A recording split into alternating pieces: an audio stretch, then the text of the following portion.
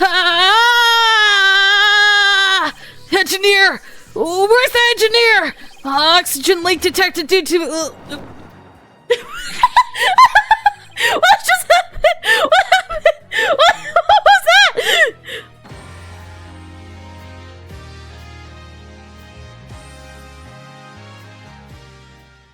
Do like the weirdest laugh.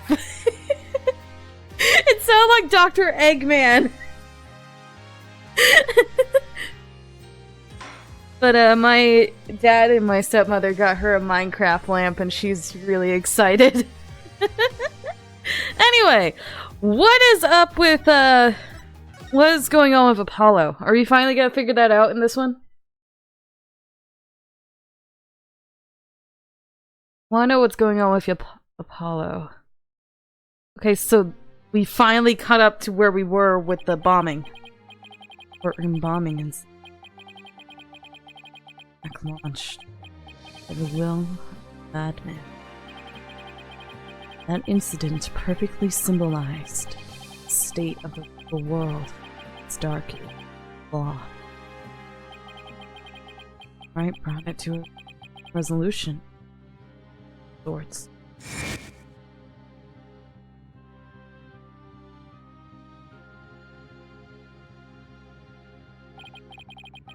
Anthony discovered to be the one responsible for bombing. Only it were that simple. But think.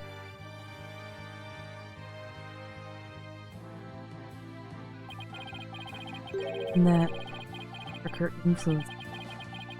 One that's lurking in the shadows. Waiting. That's why I want to review the trial that was in place when the bombing occurred. After all, I have more than a few personal stakes in it. Talking about personal stakes. The cosmic turnabout. What's going on with you, Apollo?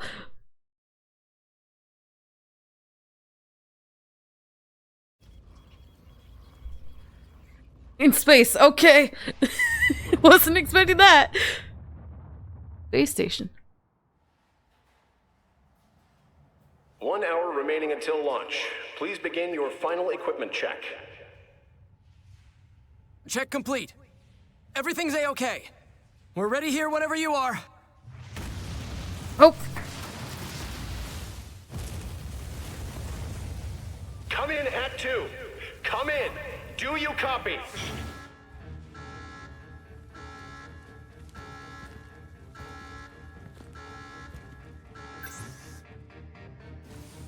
What's going on? What's... Is this inside the ship or the station? What?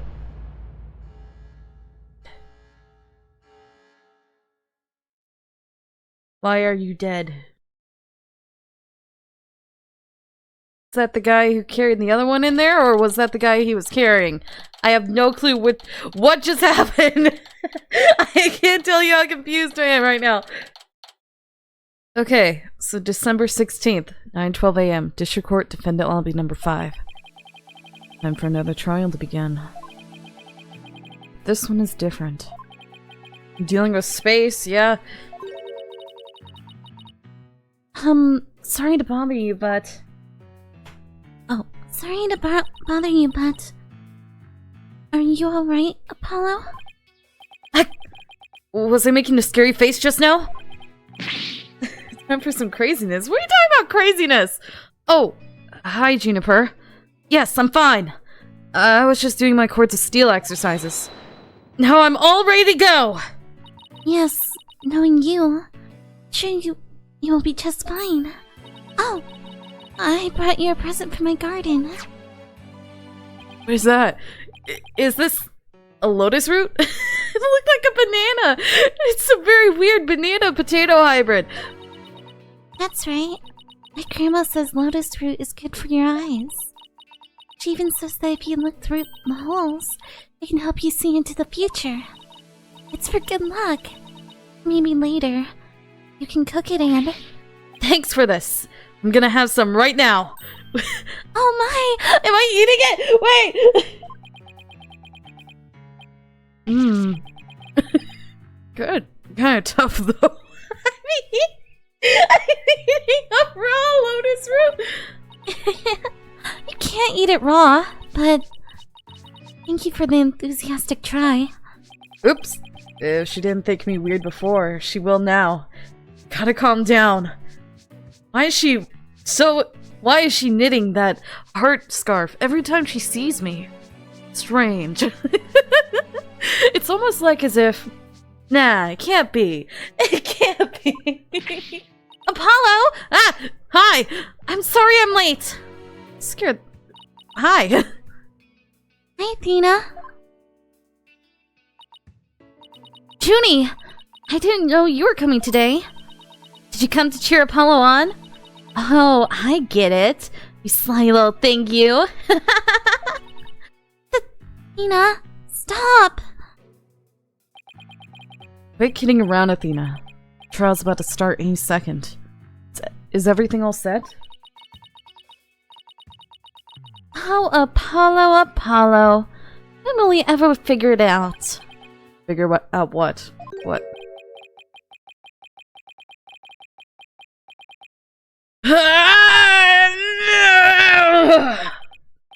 Wow.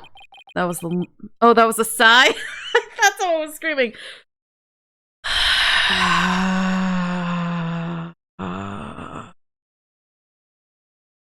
That's the longest sigh I've ever heard. Who are you? Why do you look like Larry, but with a rocket head? This is it. All over for me. You're gonna find me guilty. Who are you? This is our client, Mr. Solomon Starbuck. Solomon Soul Starbuck. What? That's a weird name. It's a very famous astronaut who happens to be an acquaintance of mine. You wouldn't know it right now, but he's usually a very upbeat and driven person. Space Larry. The scene of the crime this time happened to be on the Cosmos Space Center. Back in high school, my best friend and I went there almost a little too much.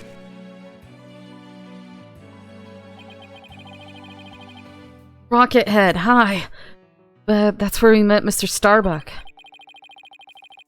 We'd ask about space travel, and he'd launch into story after story with so much passion. Back in those days, the man was 100% my hero. What happened, though? You realized his haircut was stupid? You sure you're okay with being my lawyer, Apollo? Of course I'm sure. I know you, Mr. Starbuck. And I know that you need to drink gasoline to keep your head working. I know you're not the type to commit murder. Thanks, but...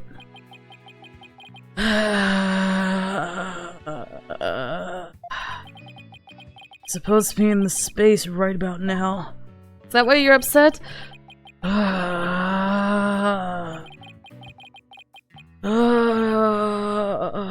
You sound like you're in pain at this point. So depressed. It almost seems like an act. Might be. Launch getting called off must have been a huge shock. I'll probably never get the chance to go into space again. Don't say that! Don't stop believing! Besides, you just have to go into space again. Yeah. I don't think I could face Clay in the afterlife if I just rotted away in a cell. It's Clay. Clay Tyrion.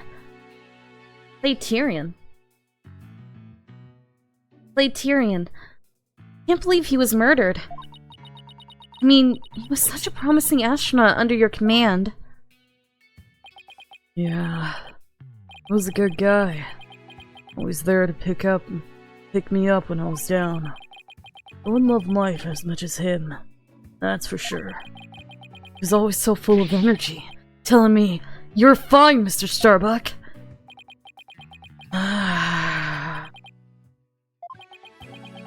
How could something like this happen? I like him, huh? Never seen Starbuck so down.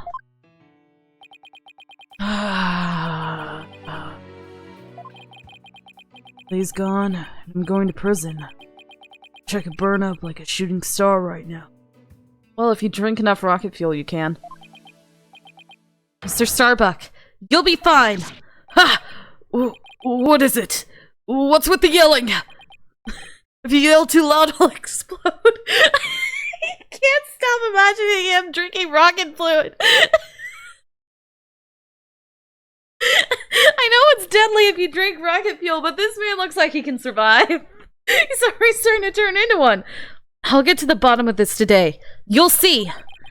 And in exchange, I want you to go back into space for you and Clay. Promise? Does that mean you have lots of evidence to prove my innocence? I have an autopsy report. Because of death stabbing, the victim was discovered in the third floor boarding lounge in the main building. Ooh, what is that? Inside his body. Where did his glove go? Where is his glove? Why is he gloveless? That's apparently all I know. The victim in this case, he was a Hat 2 crew member and a close friend of mine. Was this your best friend? Wait a sec, Apollo, is this your best friend? The defendant in this case, he was a Hat 2 crew member and a mentor to the victim. Dina's childhood friend, talented singer and student council president, she's studying to be a judge. Aspiring magician who Mr. Wright adopted when duty called. The head of our office, he was retired once but made his return to the legal world a few months ago. The latest lawyer to join our agency. She lived in Europe for a long time, where she studied psychology. Said this was your friend? Is that why you get all weird and depressed? The fact that it's your friend? Is this your best friend? Did your best friend get killed? Oh, I have an autopsy report. That's it. And my badge. Well, about that. We didn't get to investigate the area as much as I had liked, thanks to the police. All I have is an autopsy report!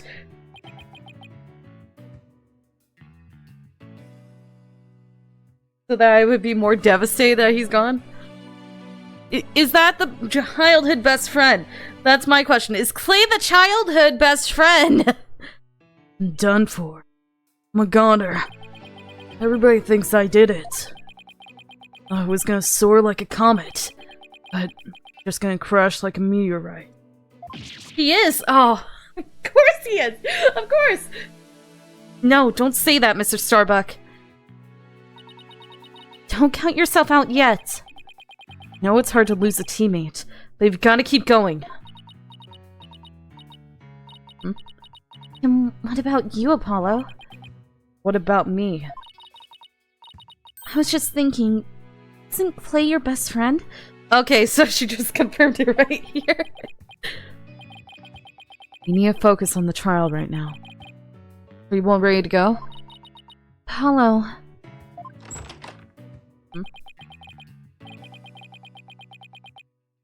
I'm gonna do Meekin's voice. Last time we saw Meekins, he was the bailiff, so I really want to start doing that. The trial's about to begin! If the defense would please proceed into the courtroom! Okay, here we go. This is it. This is one trial I can't afford to lose. For Clay's sake and our clients, I will find Clay's killer.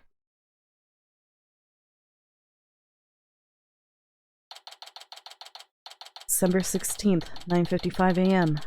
For courtroom number 4. Freaking slow typewriter. Hello, Judge. Court is now in session. All rise. What is up with my head? Court is now in session for the trial of Solomon Starbuck. What happened to my eye? What happened to my eye? Wait a sec, I thought that was caused by the explosion. What happened to my eye? Is this like directly after the explosion or is this before the explosion? What happened to my eye? And where's the jacket? Where is the jacket! What is going on here? I'm very confused, yeah. Defense is ready, Your Honor. What happened to my eye? Excuse me, Mr. Justice. Yes, Your Honor?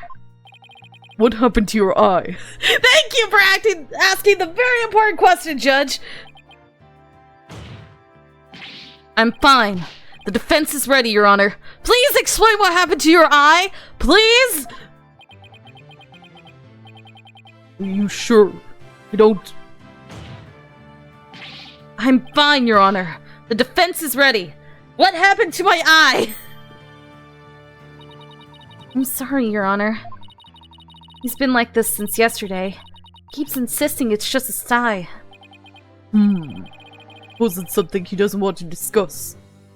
Something so serious that I don't know what it is, and I'm playing this man! Maybe he's entering a touchy age, and trying out a new style. He's clearly not a fan of One Piece.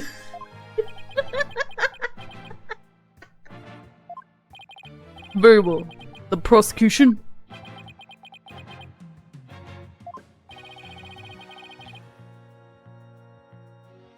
The prosecution appears to be ready as well. Silence.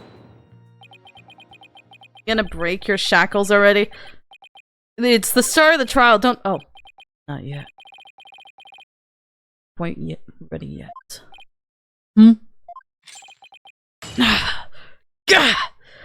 Okay, yeah, you broke your shackles already. Fine, great. Can we get actual working shackles? Can we get freaking titanium shackles? This is before the explosion, I see. There's the case with the bomb in it. But really quick, can we get freaking titanium grade shackles on this man? Please. Can we actually, like, strap him up like an insane person in a straitjacket? He keeps breaking his shackles. Do you understand how much fear that puts everyone in? I know that they're can electrocute him, but still, dude, this guy can kill you, and it doesn't even look like he has a sword. That's the crazy part.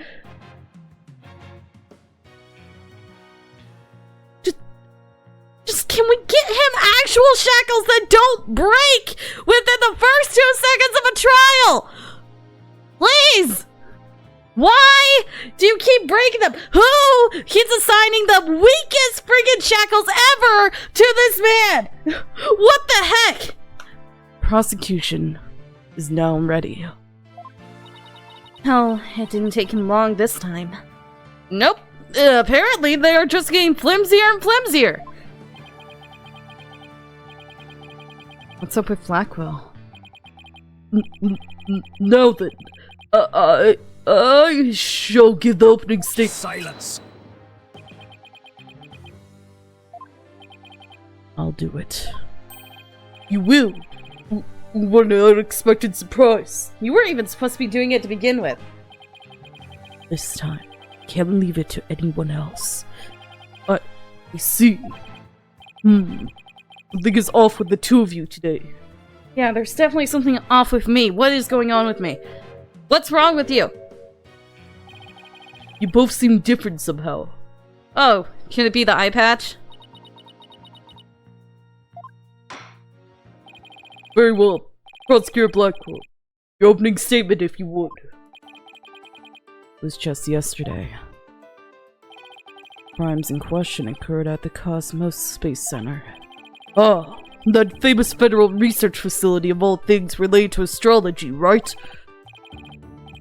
Astronomy. Anyway, the rocket was set to launch from there. But at 9:28 AM, before they could even move the rocket to the launch site. Explosion? 2 explosive devices were detonated. The launch was cancelled. My word! 2 bombs? How dreadful. The defendant in today's trial is charged with both the bombing and with murder. One Mr. Solomon Starbuck. For whatever inane reason, he had detonated a bomb on the rocket he himself would be in. Solomon Starbuck! I I recognize that name. Isn't he that famous astronaut? Correct, your baldness. Mr. Starbuck was the pilot of the Hat-1 rocket 7 years ago. As you may recall, despite some interstellar trouble, his mission was a success. Some say it was a miracle he returned alive. I suppose you could say he's a living legend. Oh, I remember now. He's become something of an international celebrity, right? Mankind's... see, you don't look as stupid with your hair down! Why do you have to make it a freaking cone shape? Mankind's hope for the future. I've gotta make it back alive. The Hat-1 miracle. I can't read it because of your text, Judge! Come along on a captivating space odyssey that will take your breath away. This is a movie. This is a movie. They even turned that incident into a movie and everything. Oh, that's not even... that's not even him! That's an actor! We've got the real space pioneer in court today. Why do they have to put words behind words? Even heroes tumble from their lofty heights. Returning to the subject at hand. Ah, yes. The victim was one Mr. Claytarian, the subordinate of the defendant. Indeed. A loyal disciple brutally stabbed to death by his mentor. Stabbed to death, you say? You mean his death was a result of a bombing? Correct. Displaying his lofty dreams, the victim was seen as the interloper by the defendant. And so, he was sent not into space, but to the universe which we mortals cannot see. I think I've heard enough. The case seems pretty clear-cut at this point. However, there is one thing I'm curious about. That mailbox next to the witness stand. Gee, I wonder what's in it. What purpose does it serve exactly? Since you asked so nicely, it's your coffin. Ah! Have mercy on me! I jest. It's evidence. Due to its immense size, we've little choice but to lay it where it rests now. We shall get to the contents of the box in due time. Phew. Feel like I just lost 50 years off of my life. Wouldn't you be dead then? How old are you? Are you immortal? Eternal Judge! Does he even have 50 years left? You don't even know how old he is. No one's told me. Inner monologue, Athena. Inner monologue. Enough jabbering. Bobby Fulbright's the name! In justice we trust! Huh, Detective Fulbright. Very well then. Please explain the details of this incident to the court if you would. On it! First, take a look at this pamphlet from the Cosmos Space Center. In it, you'll find a diagram outlining the overall layout of the Space Center. Ah, here we are! For a more detailed look at what's on the left side of this building, take a look at this cross-section that we the police have created. See the launch pad in the main building? The launch pad is the square building of the... Oh, that's not that's not Fulbright. The launch pad is the square building and the rounded structure is the main building, right? You got it! The incidents took place in Launchpad 1 and in the main building's lounge. I'll be using this diagram during my testimony. It'll make it easier to understand. Space Center diagram added to the court record. Yay! A second piece of evidence. And we're already in a trial. Yay. Witness testimony. Details of the case. Just before the rocket was set to launch, 2 bombs went off. Boom! Boom! One on the second floor of the Space Center's main building, and one in Launchpad 1. Thankfully, only the 2 astronauts were in Launchpad 1 at the time. The 2 of them managed to make it back as far as the boarding lounge. But after the escape, one of the 2 was found stabbed to death. Murder on top of a bombing. Detective, the victim was already dead by the time you arrived at the lounge, correct? Yep. Thinking he'd sabotage the bombing, and defendant killed him right there in the rocket. Just look at this tragic photo! Oh, what's going on with that? Oh my! Is that a knife in the victim's chest? Yes, Your Honor! It's the knife that cruelly ended this young man's dreams! We can't get any prints off of it, though, because the defendant was in his spacesuit. Utility knife added to the court record. Victim's blood was found on its blade, but no fingerprints could be lifted. By the way, Detective Fulbright, why are the victim's helmet and right glove absent in this photograph? We had to remove them to identify him, Your Honor. I personally removed his glove during the investigation. We had to get his fingerprints to confirm his identity, after all. You just removed the helmet? Yes, it would be very difficult to identify him without a face or fingerprints. Just need one if the face is intact. Now, there's just one more thing I'd like to inquire about. What is this round thing next to the victim in this photo? I don't know. Oh wait, and that was like 8 years ago at this point. 7 years ago. No, he wouldn't even be in his late 50s. He'd be in at least his early 60s. Because if we add Bikini's age to 7, then we get freaking 55. Get 55, and if he's older than her, then he would at least be 56, 57, or can go all the way up to 90 at this point.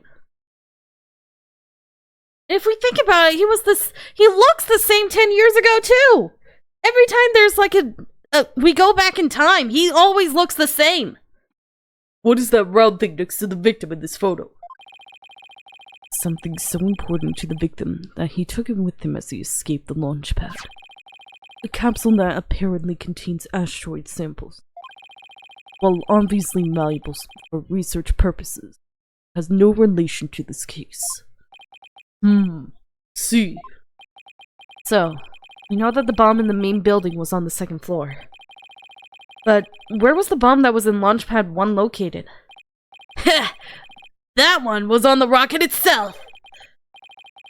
It was situated around the central part of the rocket. Apparently, the area around the Launchpad's elevator was a sea of flames. I would like to submit this diagram report into the record. Bombing report added to the court record. Explosion sparked a fire on the 2nd floor of the main building and the level of the launch pad near the elevator. The trial's just started and we're already in a bind. And we have no evidence. Get used to it. Besides, what cross-examination is for, right? The 2 astronauts were doing during the bombing. That'll be key. That will be the key.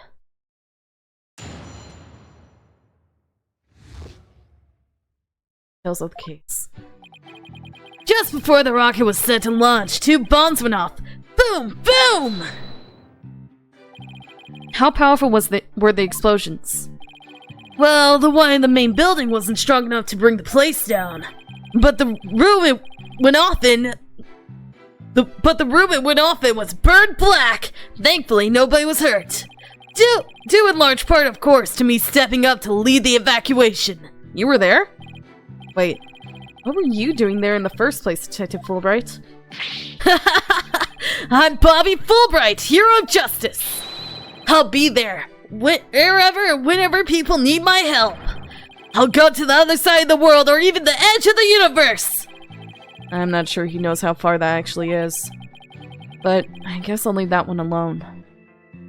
What was he doing at the space station? Is it gonna turn out that he's the bomber? Admirable decision, Justice Dono. Huh?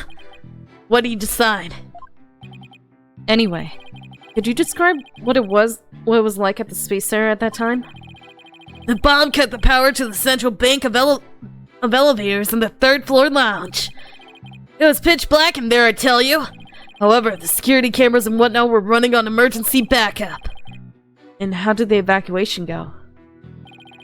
I immediately and heroically whisked people down to the Spacer's basement shelter. The basement shelter? Yes, there's an emergency shelter beneath the space center. Ah, can't talk. An emergency shelter, huh? Oh, here it is. It's at the bottom of the diagram. The Space Center is pretty impressive to have its own shelter. Bombs went off despite tight security. Police officers and riot police who had been standing by gave the evacuation. Why were they standing by? Power outage and evacuation seem unrelated to the murder at this point. Wait, why were they standing by? Police officers and riot police gave evacuation instructions immediately. There was a power outage and the affected areas remained dark. The security system switched over to emergency power and continued to work. Evacuees moved to the basement shelter. Why were there police already standing by? Can someone explain that? That is not normal. The police usually don't deal with just standing around a space station for no reason. There had to have been something going on. Why were the police standing by? And riot police too. What, was there like a outcry or something? Was there a bunch of people rioting right outside the space station? What? Why were they there? That's not normal. That should be a question. Guess I'll leave that aside for now. No, don't leave it aside! Question it! There were 2 explosions in total, correct? Yep, that's right! What were you and the riot police doing there? So the riot police are usually not involved in most situations unless it's dealing with a riot. So unless there was a riot at the space station, why was there a riot at the space station? Hold it! Let me get this straight. Mr. Starbuck rigged a rocket he was going to board with explosives? Huh? What are you talking about? If the defendant really did plant the bomb on his own rocket, he'd get caught in the explosion as well. Oh, hadn't thought that. Fine. Simpleton for simpleton. Fulbright, the motive. Understood! The defendant actually had astrophobia! Astrophobia? What's that? A fear of space, naturally. Just the thought of space can cause the afflicted to freeze up. And so, in his terror, the defendant found a way to stop the launch at the last minute! Could have just quit. It would have been easier to just quit. And I doubt an astronaut has astrophobia. That's absurd. Unfortunately for you, we have evidence. Take a look at these. What are they? These anti-anxiety tablets were found among the defendant's possessions. I have anti-anxiety freaking tablets. That doesn't mean I have astrophobia. Apparently, he was taking them in secret to quell his fears. People have anxiety that aren't related to phobia! You don't understand! People usually have like a mental breakdown every now and then, and some of them are worse than others, so they need to take an anti-anxiety pill! Anxiety is not specifically towards phobias! Fulbright! There were a multitude of problems with the rocket Mr. Starbuck rode 7 years ago. So I would understand the anxiety pills for the ride, not for the freaking astrophobia. Motion sickness at the very least. He's probably afraid of the rocket, not the freaking space. Rumor has it threatened to crash a number of times as well. That was, of course, very traumatic for Mr. Starbuck. Then why didn't he quit? He could have quit! He could have quit! He could have never gone to space again! That was an option, not blowing up a space rocket 7 years after! Objection! But that doesn't mean he goes so far as to blow up his own ship. Silence. The defendant couldn't bear to mar his good name, now could he? He could have quit! Or asked to do groundwork instead of going up in space himself! He could have at least done that! Been stuck on the training program! That makes no sense! Again with putting the text over text! No, not after the media had breaded him Soul Starbuck, space pioneer extraordinaire. Given these conditions, the defendant could hardly run away like some base mutt. What, so that's why you think he resorted to the bombing? Naturally. He constructed this act of sabotage in an attempt to blow up the Space Center. Makes no sense, and plus if he wanted to blow up the Space Center, he would have attacked the central column of the building. Makes no sense. If he wanted to destroy the Space Center, he would have attacked the foundations, not the frickin'... What? Which would effectively abort the launch, but spare his reputation. He could have just not... he could have just not went! Now I'm sure you understand why we had to bring justice down on this atrocious criminal! Your entire theory is so out there and so...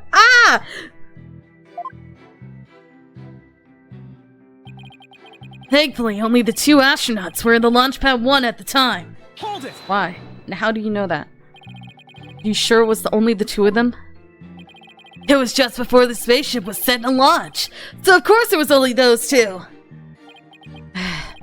Well, there could have been somebody else inside that rocket. Silence! The notion of a third party in Launch Pad 1 is utterly absurd. Just to enter the area from the lounge, one must pass through a door guarded by a fingerprint recognition device. Allow me to state up front that there are precious few with the clearance to do so. A fingerprint recognition device. It sounds as futuristic and complex as a space center. What? Actually, it's not as amazing as you think, Your Honor. Take a look at this photo. This is the door in the lounge with the fingerprint lock. That's a full hand lock. Is that a trash chute? Only personnel whose fingerprints are registered can pass through. I see. That is very different from what I had in mind. Did you have Men in Black finger scanner in mind? Not even a finger scanner. Is there a record of the number of people that passed through that door yesterday? Yes, there was only 3. Defendant, the victim, and... the director of the Space Center, Yuri Cosmos! And doesn't that mean it's possible the director is the one who did it? Not a chance. He's in the main building when the bombs exploded at 9:28, doing his job directing the launch. They planted the bombs and then detonated it. They detonated it. I'm complaining a lot. Besides having an alibi, he has no motive for committing these senseless acts. He has a point. I guess the director can't be considered a suspect then. Launchpad 1, door lock added to the court record. Metric door lock operated by fingerprint recognition. Only the defendant, the victim, and the Space Center director had access. I'm getting evidence, slowly but surely. The 2 of them managed to make it back as far as the boarding lounge. So, while it would appear that the pair barely escaped with their lives, in actuality, one of them had already been murdered inside the rocket. That's the angle the prosecution wants to push, correct? You got it! In fact, that's what I've been trying to say this whole time. If the victim had been alive, he would have for sure tried to stop the bombing. Is there any chance Mr. Tyron could have been killed before he boarded the rocket? They were both alive and well at boarding time and embarked under their own power. Their hearts full of hopes and dreams of space. And then both of them, their hopes and dreams were dashed. Plus, if he wanted to get rid of the body, he would have just left it in the explosion wreckage and planted a piece of debris in his chest instead of leaving the knife. That would have made more sense instead of dragging the body out of the freaking rocket and then just collapsing next to it. If I may continue my explanation, after the evacuation order was given, the defendant made his escape, carrying the victim to make it look like a rescue. Then wouldn't he have taken out the knife? But after the escape, one of the two was found stabbed to death. Hold it! Stabbed once. Who was the first to find the victim? Actually, there were two of them. Space Center Director Yuri Cosmos, Detective Candace Arm. One of them was a detective. Yep, Detective Arm specializes in bombings, you see. Why was she there? She and the director were ordering the evacuation following the explosions. Why was she there? They were also worried about the astronauts, so they hurried over to the boarding lounge. That's when they discovered the victim along with the defendant. Two witnesses, huh? One of them is a detective. I doubt either one would have anything to say that would help me. I think that pretty much covers the details of the case. Only the victim and defendant weren't on the launch pad when the former was killed. This is the truth, that only Mr. Starbuck could have carried out this crime. If one of the so-called witnesses appeared before the other, how little I could get out of him only hurt my case. Justice Dono. Foolish is the warrior who rushes headlong into battle. Preparation is an essential element of battle, so I advise you to take a gander at this. what is it? Footage from a security camera. As the two astronauts emerge from the bowels of Launchpad 1 corridor. The boarding lounge security camera captured their desperate escape. Wait a sec. Wait a second! That's the victim! The victim's carrying... The victim was the one that was... stabbed the wrong one then. Now I would direct your attention to what the defendant is shouldering. That's not the defendant is the one passed out. Which you can see. None other than the lifeless body of the victim. There was no blood, and there is no knife. What?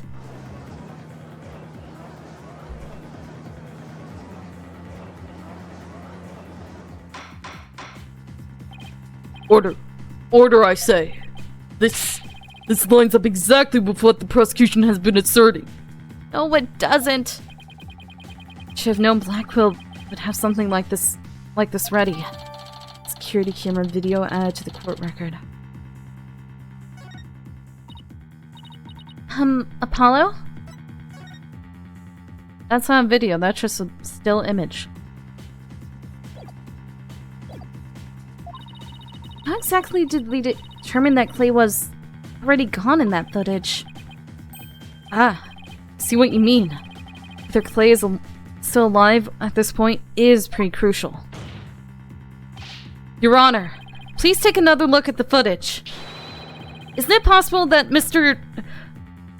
Terran was still alive here and that Mr. Starbuck was helping him? Why, I believe you're right. One man carried the other to safety. What a beautiful expression in friendship. Silence. Perhaps that's what it looks like to a one-eyed hothead and a dotard. But it only makes sense if it's the victim's dead body. It only makes sense with your assertion. What do you mean? Alright. Explain it to Justice Dono. You got it! Ready, kid? The murder had occurred in the lounge. Someone could have spied it. Anyone can enter the lounge after all. But doing it while they were alone in the spaceship? That's a horse of a different color. Objection! But you can't deny that there's a possibility the murder could have happened in the lounge. All the video shows is a man helping his fellow astronaut out. Silence. Your assertion is based on emotion. And yours is based on freaking... Your freaking assertion is just based on psychology. You're just trying to trick people into thinking what you want them to think. You're not even having proper evidence that makes sense! It's based on your belief that Mr. Starbuck would surely help his own disciple. But you have no logical explanation as to why the victim would still be alive. I don't know if I'm cutting out anymore when I'm freaking out and rambling.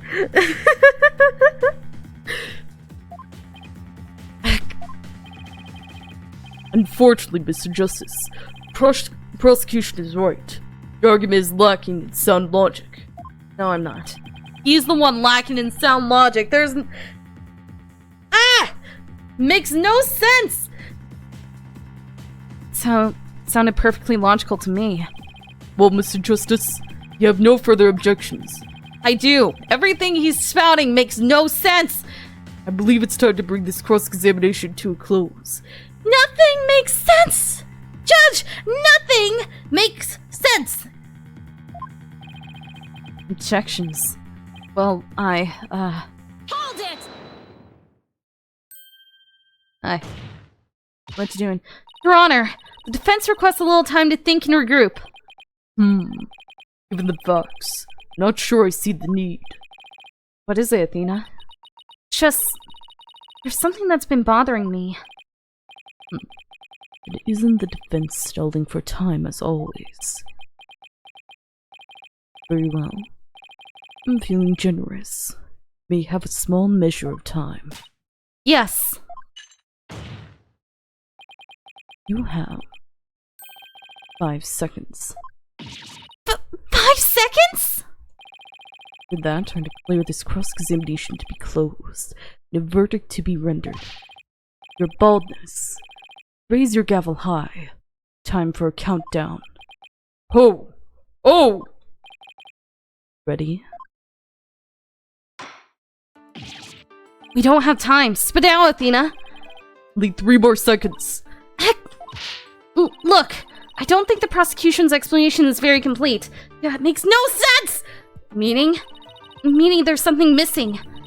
I think conveniently left it unexplained. Something that they didn't explain. Something they didn't explain. Ha! You're right. I think I know what you're talking about. Your 5 seconds are up, Mr. Justice. Is there anything about the prosecution's argument that you'd like to rebut? Yes, Your Honor. Actually, there is. There is something the prosecution has yet to make clear to this court. Well, if you put it that way. What is it the prosecution has failed to explain? The motive for murder. Why the body was moved. They have failed to explain why Mr. Starbuck would bother bringing the body back at all. The defendant wanted to kill the victim. Why didn't he just leave his body in the rocket? Why go through the trouble of bringing him all the way back to the boarding lounge? Oh, that's true. I don't think we've heard the prosecution's thoughts on that yet. That's because they have none, Your Honor. After all, how does one explain something so illogical? The prosecution is claiming that the defendant moved the victim's dead body. But what if the entire premise of that argument is wrong? Then let's hear your theory, Mr. Justice. The defense proposed that the defendant didn't kill the victim. He was helping him.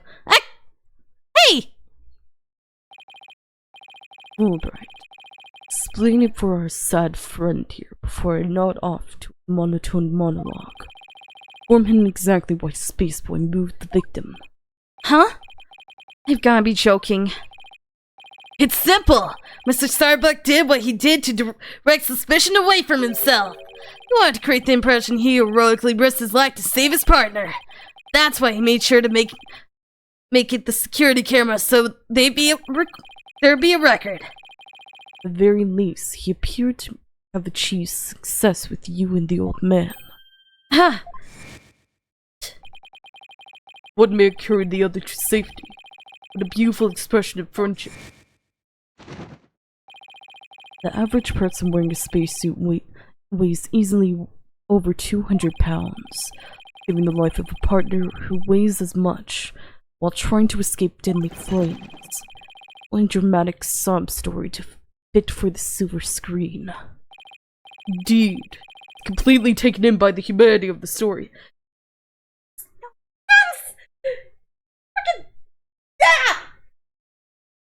Oh, Black Quill, you're making me angry right now. So angry I have to turn on my freaking fan because I'm getting hot. Make no sense, Black Quill. You're making 0 sense. At least with all the other trials, you were actually making sense. But right now, you don't. You see, yet the true ending is that all traces of this hammy act were meant to be blown up. Yes, and now we arrive at the thrilling conclusion. The third explosion. Third explosion? What? Third explosion? What are you talking about? There was no third explosion! Indeed, you are correct. But that is thanks to Detective Arm, was she who identified and secured the bomb. However, it doesn't change the fact that the third bomb was discovered in the lounge. Steel coffin beside the witness stand. That would be bomb transport case. Also, how do you know it's a coffin right now? How do you know there's a dead body in there? We use that to transport the deactivated bomb here. It was found in the lounge. A bomb in the form of a most distasteful toy. What? One on the second floor of the main building. One on the launch pad, and one in the lounge. The defendant planned to set off 3 firework displays. Fortunately, the third was discovered before it could be detonated, for had it not, the victim's body and other vital evidence would surely have been immediately. Objection! Yeah.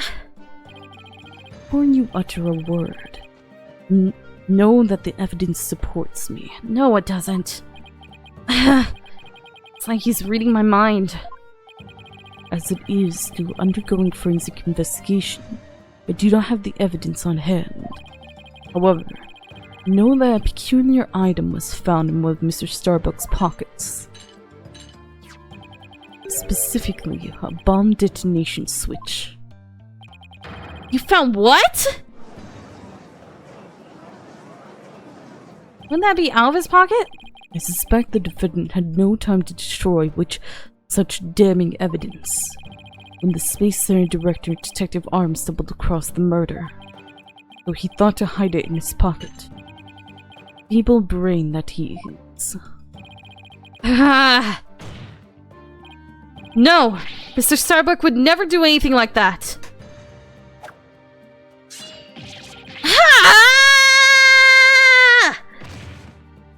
You made me pass out! Stop doing that! Justice Dono, open your eyes and see the truth. Also, your bird's gonna run out of feathers if you keep doing this. This appears to be irrefutable evidence that the accused set off the explosions. It's the space director, isn't it?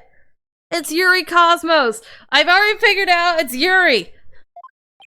No, it has to be some kind of mistake. This can't be the truth! You can accept it. You'll believe in your client, come what may. Then why don't you cross-examine the defendant himself? This has gotta be a trap. It's like Blackwell's controlling the entire game. Yeah, it seemed like he was waiting for me to bring up the dead body moving issue. Why do you say that? He had just the right argument when I pointed it out. And to really rub it in, he had a decisive piece of evidence up his sleeve too. Trying to shake my faith in Mr. Starbuck and break me down. Then, making you cross-examine Mr. Starbuck at this point was part of his plan too? Only underhanded. I wouldn't expect anything less from him. Now, let us hear from the arch-villain, the fiendish murderer himself. Famed astronaut, Solomon Starbuck. You okay? Witness, your name and occupation, please. Solomon Starbuck, astronaut. How did this happen? Mr. Starbuck, you aren't looking very well. Will you be able to give testimony?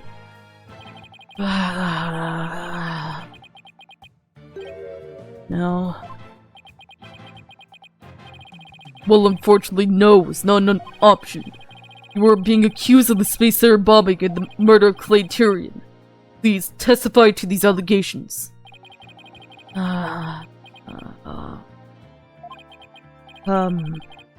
I take the suit off, it's being really heavy. Silence. It's not the weight of the suit that you feel, but of your sins. Prepare to carry that weight for the rest of your life. Banish me to the moon. I don't care anymore. Oh, that was super negative. Is he going to be alright up there?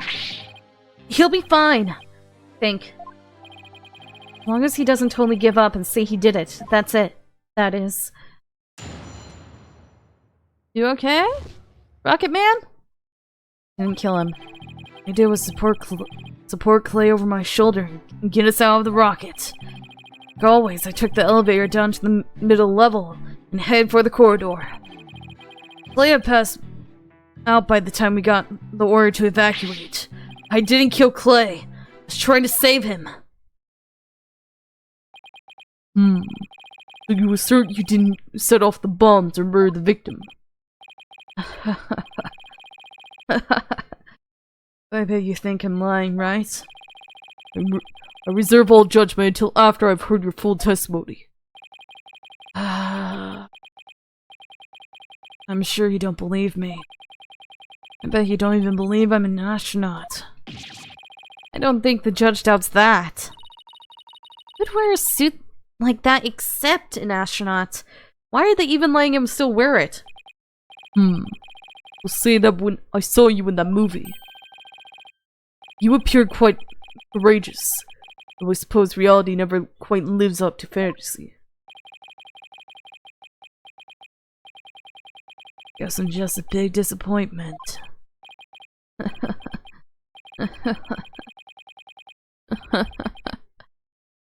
I really don't care what happens anymore. Oh no, he's completely given up.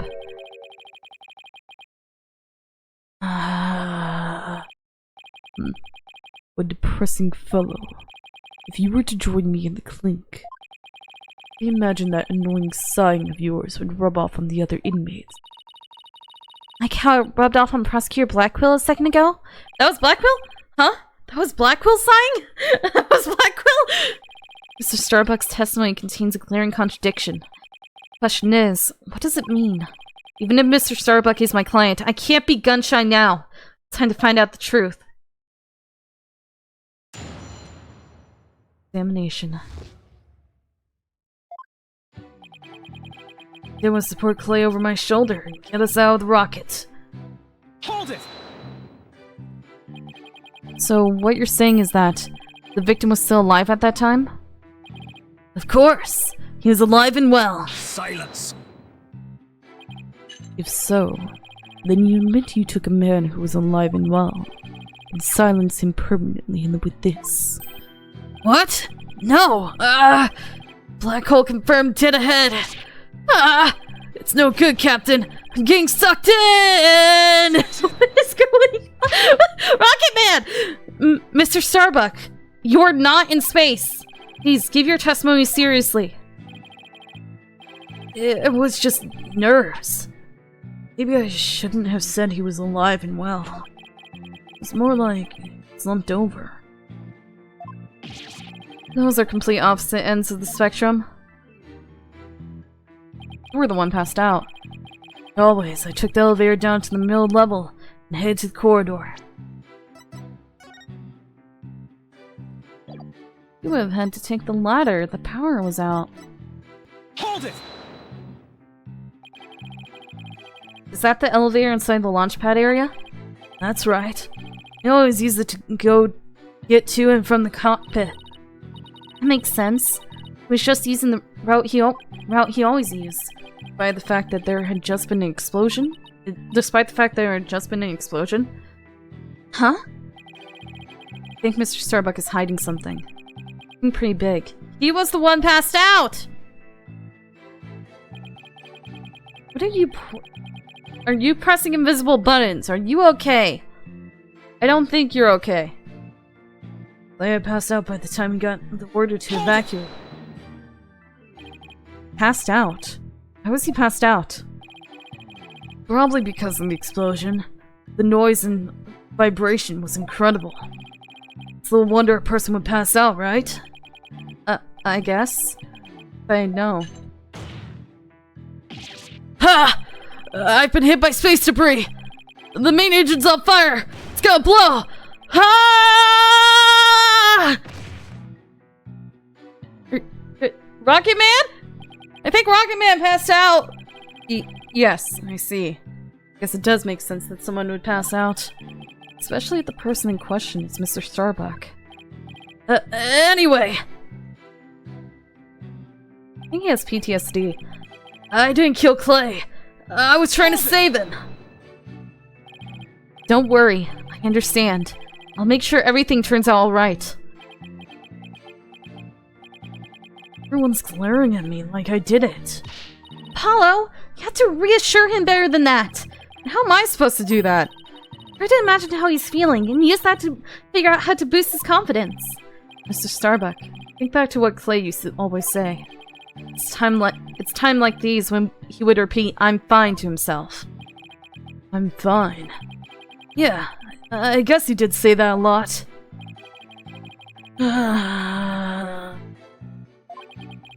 Even if I shout it, I will still be dead. What's the use?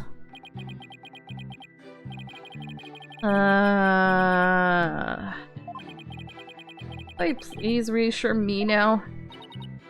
Apollo, there's something strange about Mr. Starbuck's testimony. Yeah, like he's the one who was passed out. Yeah, I was thinking the same thing. It's a glaring contradiction. Just wonder why it's there. What it means for our case. Well, it doesn't look like he's lying, at least. So I'll have to show some evidence.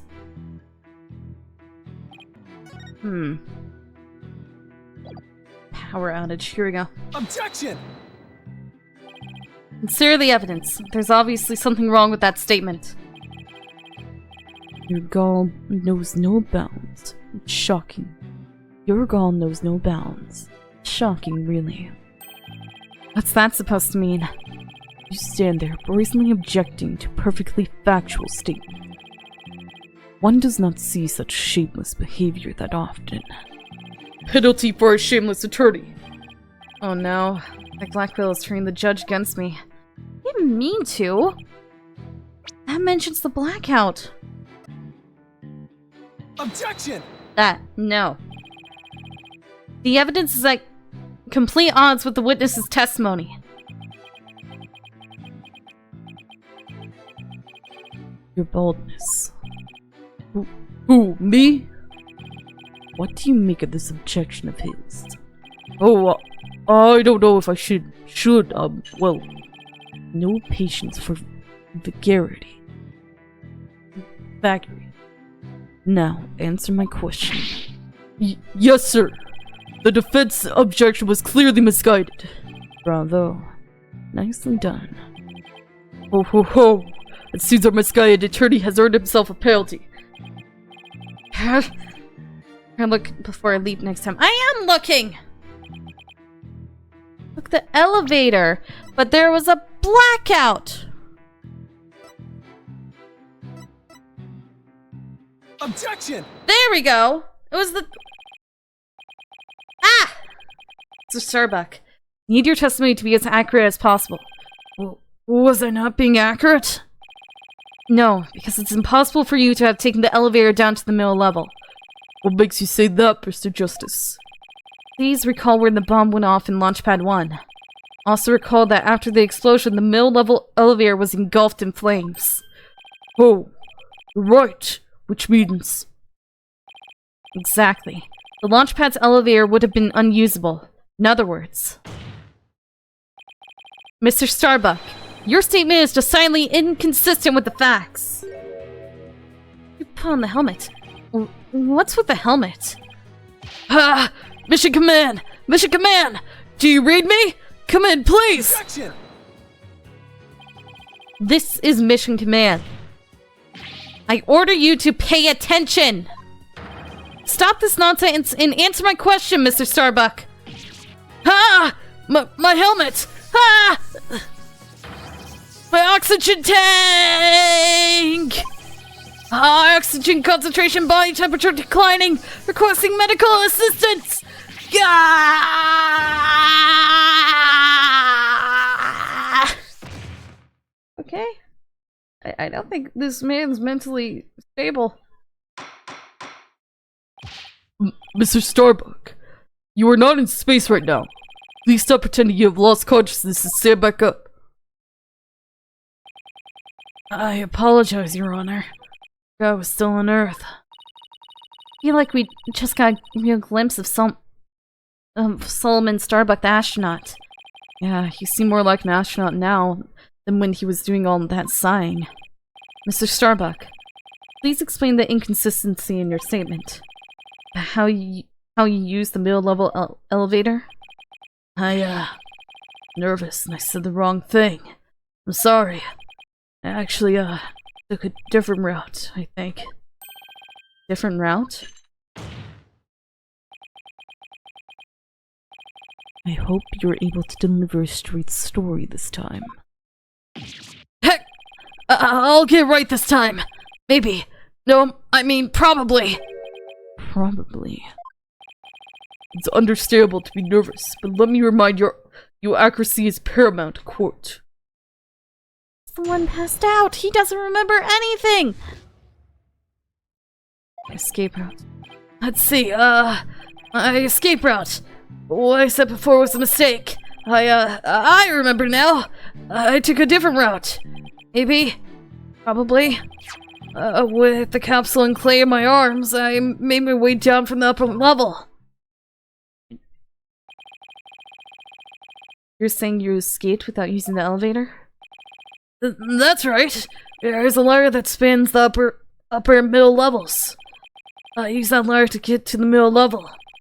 Luckily, the fire didn't reach the ladder, so we can make our escape that way. And the capsule you mentioned, I suppose you mean the thing next to Mr. Terran here? Is the capsule that important that you'd risk your life to take it with you? It almost goes without saying, but yeah, the capsule contains asteroid samples. Therefore, it's invaluable as research material. With his spacesuit on, I weighed a ton. Securing the capsule was also important. I need you to answer to the best of your ability. Mr. Starbuck, please remember that your verdict is writing on your testimony.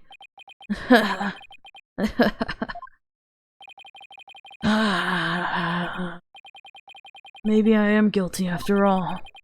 Wonder if you can still see the stars in prison. That's more comfortable than a spaceship. Examination. My escape route. Hold it! How could you mistake such a basic fact? Hey, everybody makes mistakes. But try thinking about the vastness of space instead.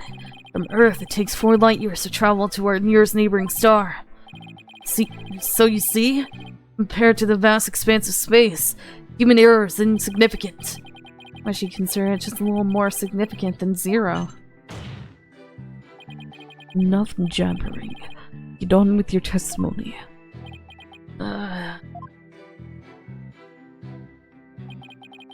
I remember now. I took a different route. Maybe. Probably. Maybe.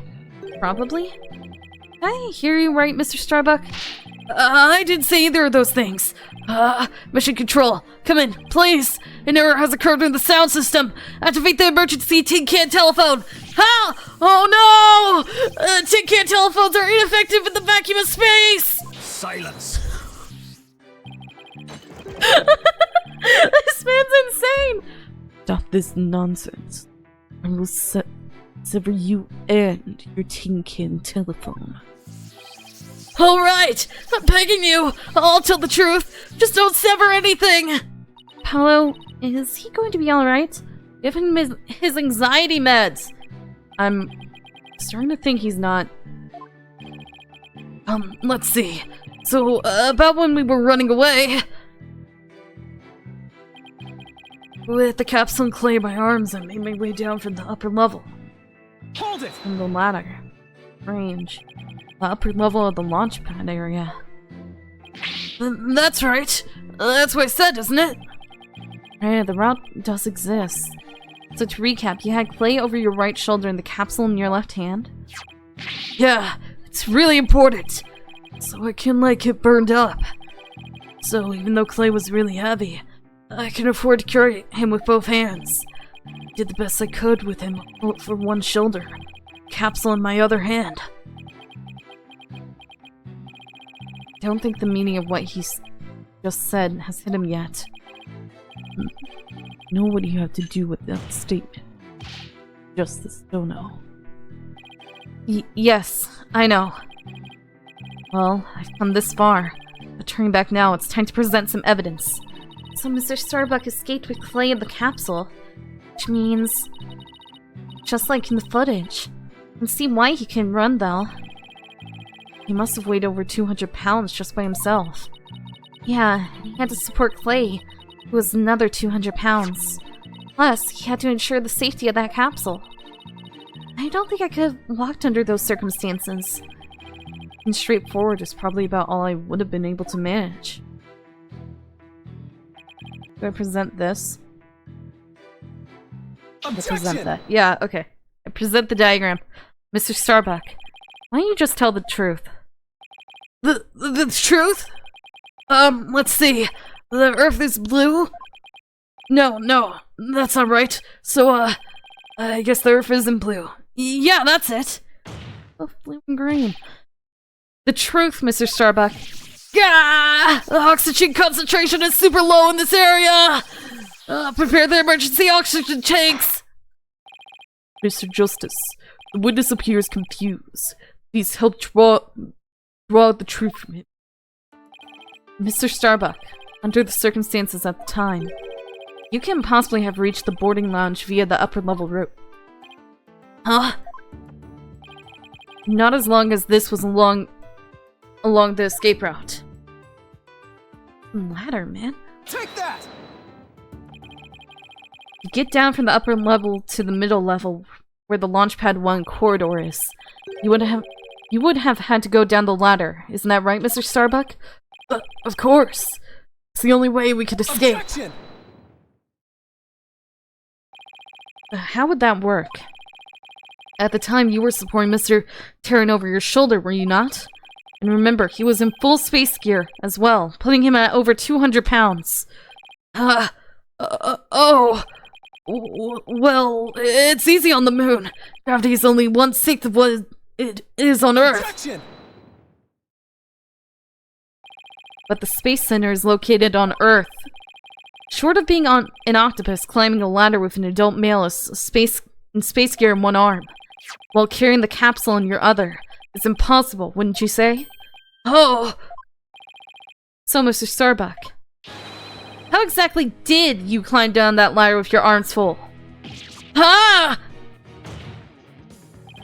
Mr. Starbuck, come clean and tell us the truth. Now! Ah! Engineer! Where's the engineer? Oxygen leak detected due to... What just happened? What happened? What was that? What the? He's flying the coop. Why? Parachute? I don't know. Ah! Help! I'm caught on the ceiling. Help? Anyone? Bailiff, prepare the cherry picker. We must launch our rescue mission at once.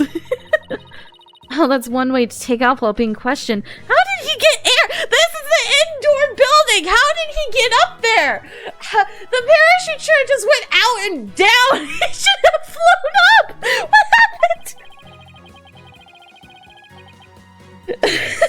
Having a cherry pick. Wait, if they had a cherry picker on standby, then there have been multiple cases where the defendant where a witness went flying to the ceiling. Judge, how many cases have you had where a witness flew to the ceiling? And you had to get them down? Well, like a balloon seller blew up too many balloons and started floating up into the air. Couldn't let go. And you just see his legs kicking.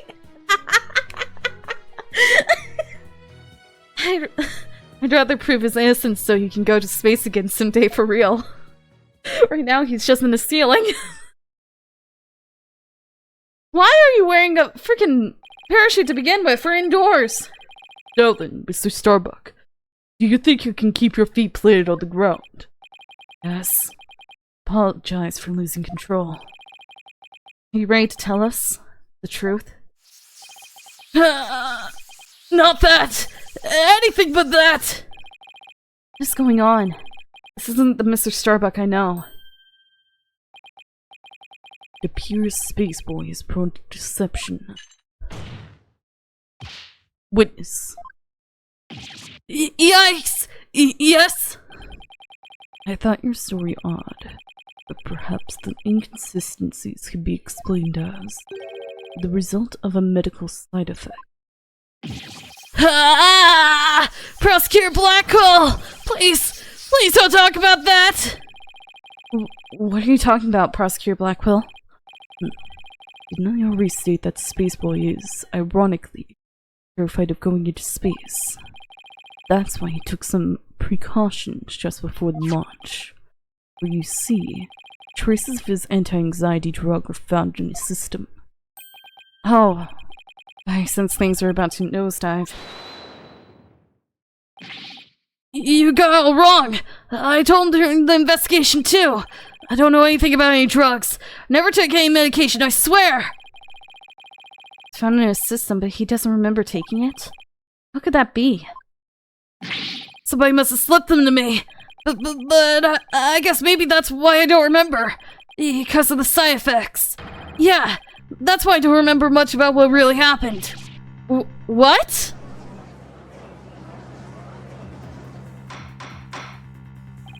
Order of the court. You can't get any useful testimony out of him if he doesn't remember anything.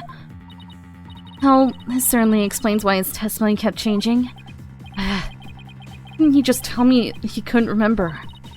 Guess he didn't want anybody to find out he was terrified of going into space. Maybe I really did do it. Which brings us to the answer of our original question. How will the witness climb down the ladder with a dead body? It does? So what is it? Dead man feels no pain and makes no complaints, just as Dono. So the body was simply dropped down from the top of the ladder. Then wouldn't there have been signs of bruising from a fall? Oh my! See, when the defendant could climb down with his free hand. Drop the body down? Who would do such a disrespectful thing? Besides, dropping the body down would leave marks on the body itself. So you were capable of quick thinking. Yes, you are correct. Really? Oh, thanks. Ha! You control your dang bird! Huh? What's this? It's the oxygen tank from the victim's spacesuit. It's ruptured. I'm sure you have figured out why. You can't be implying it's ruptured when the defendant dropped the victim's body. I am. Where the may fracture easily when struck.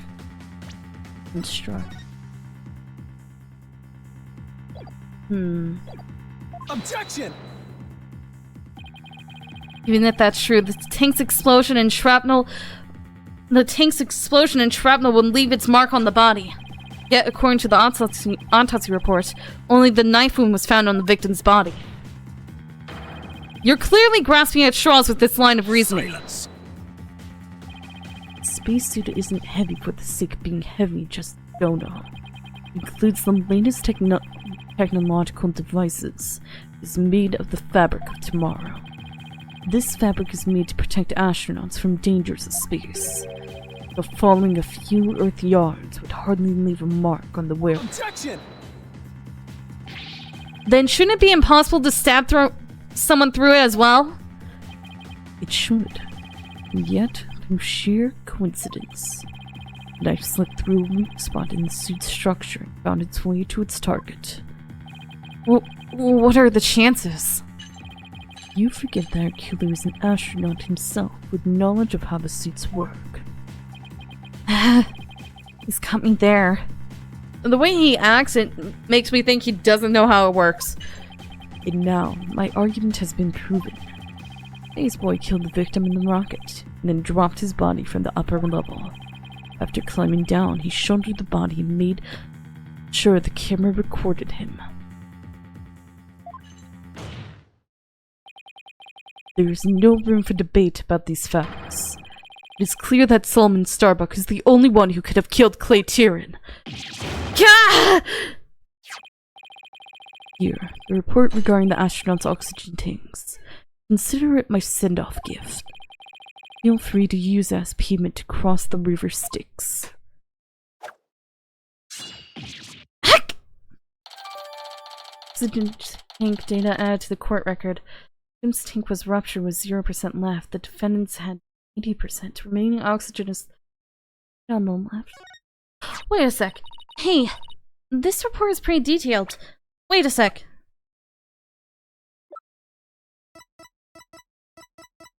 Yeah, and if we look at that, it said 50.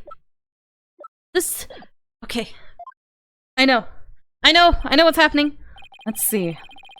Only on the astronaut's left shoulder shows the oxygen remaining.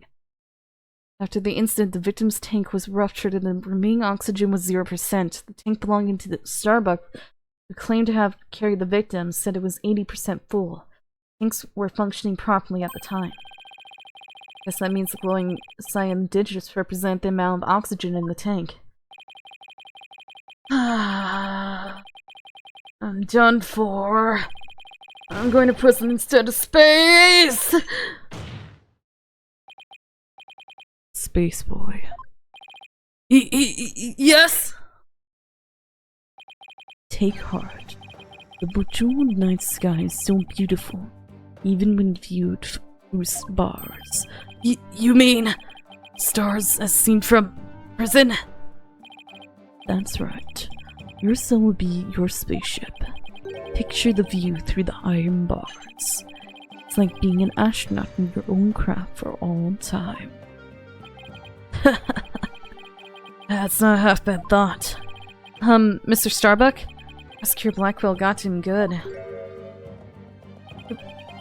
Spaceship, prison cell, fly me.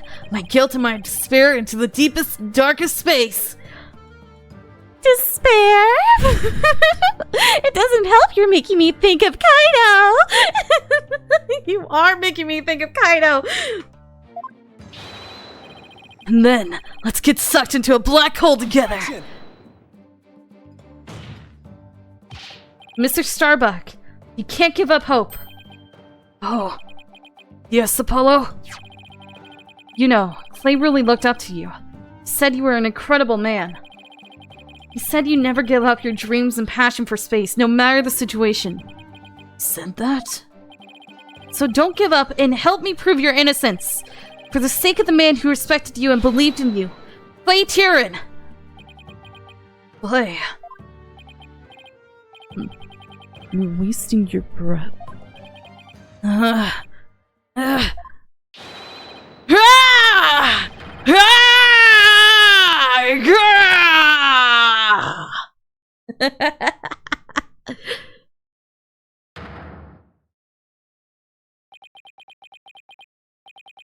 Apollo, thank you. I can see things clearly now.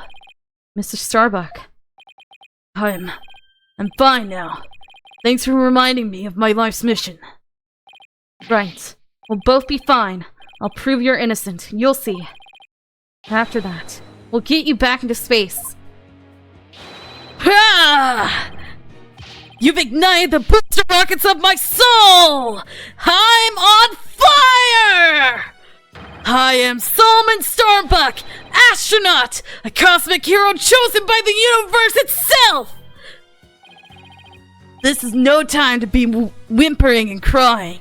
I can't let you and Clay down. Balderdash.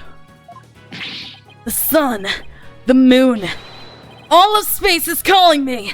Solomon Soul Starbuck, ready for launch. Begin the countdown. 5, 4, 3, 2. Oh, it's multiple voices. I can't do multiple voices. 1. Lift off. What is? Are you flying? Wait, he actually got off the floor a bit. What the heck? Well, I feel like I've witnessed an actual rocket launch. Apollo, you did it! You broke Prosecutor Blackwell's grip over Mr. Starbuck. Can't take the credit. It was all Mr. Starbuck. He pulled himself through.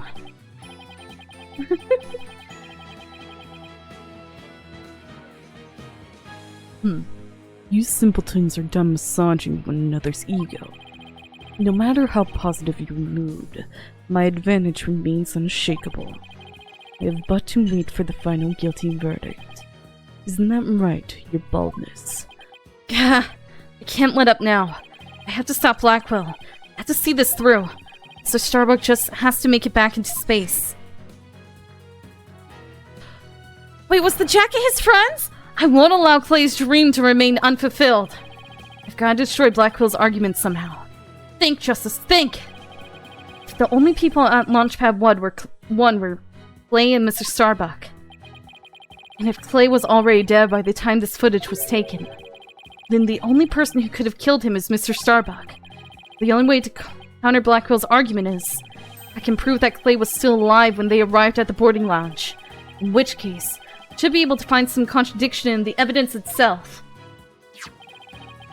Now let's see. About this data that we just received. It supposedly proves that Mr. Starbuck dropped Clay's body in Launchpad 1.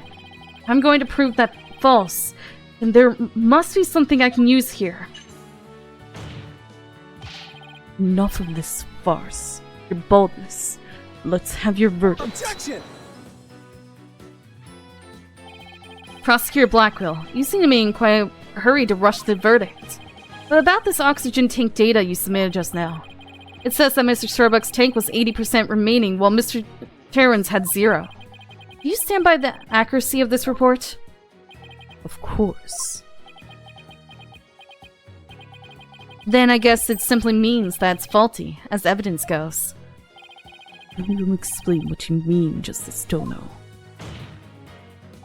It's simple. This evidence contradicts the facts of this case. Take a look at the detailed description and you'll see what I mean. Hope you have some evidence, Mr. Justice, because I don't see what's so contradictory. Yes, Your Honor. Right away. This is the evidence that the oxygen tank report stands in contradiction to. Take that! How does this evidence present a contradiction? Problem is that this part here. Take that! Note the remaining oxygen in Mr. Starbuck's tank as he carries Mr. Terran. It appears to say 50. Yes, but according to the data, our client's tank had 80% remaining. The oxygen in the tank increased. See, Your Honor finds it as strange as I do. It's bad enough that there is a contradiction, but the increase in oxygen is beyond illogical. Oh my, you're absolutely right. What is going on here? I, too, find it odd that the oxygen remaining has increased. It would be as odd as if my rations were to increase. But what does that prove? It doesn't change the fact that it's the defendant carrying the victim's corpse. Objection! I'm going to bet you don't get more rations because you didn't abide by the rules.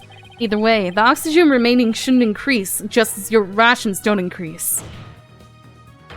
Therefore, this new information is critical. We can't overlook it. Silence!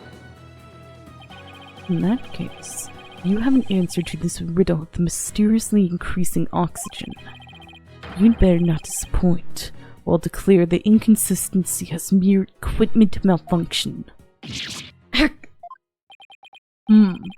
Prosecutor Blackwell has a point. Suppose it could be a simple malfunction. Mr. Justice, you cannot provide an adequate counter-argument to this point. I'm afraid I must bring this trial to an end.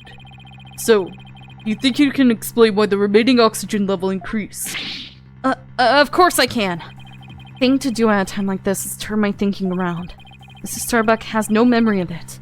He claims to have carried clay. This man with the 50 on his tank ought to be Mr. Starbuck. If anything, the display on his oxygen tank should have shown an 80. This is a clear contradiction between the report and the security footage.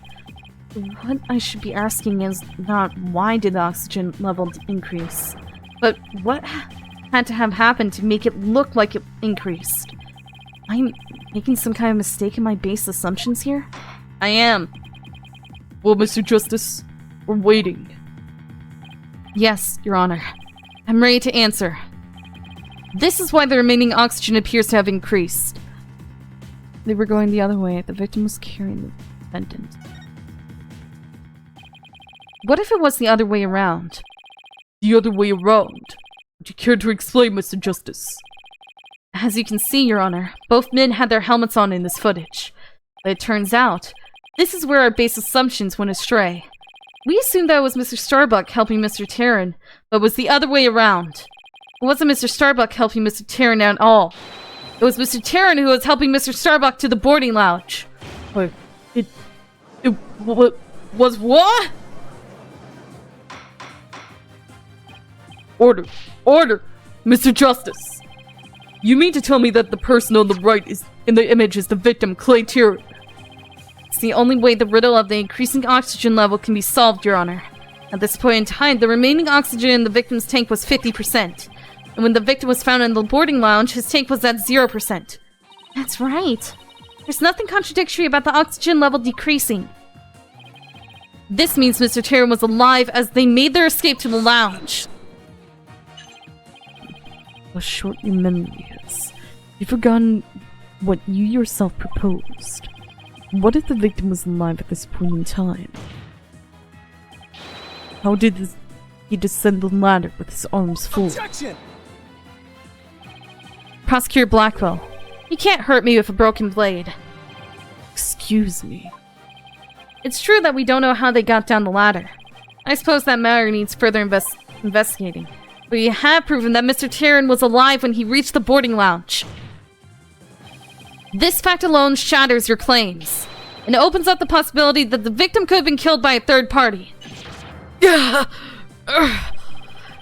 were two people who claimed to be the first on the scene, but can we truly trust their statements? Let's see. The two people were Detective Candace Arm and Yuri Cosmos, right? You think that one of them might have given the false statement to the police? Yes, it's certainly possible. We might have to do a little more digging. Seems we'll have to hear the testimony of these first two people on the scene. Score. Come to think of it, Detective Arm should be here in court right now. Bailiff, would you please show Detective Arm to the stand?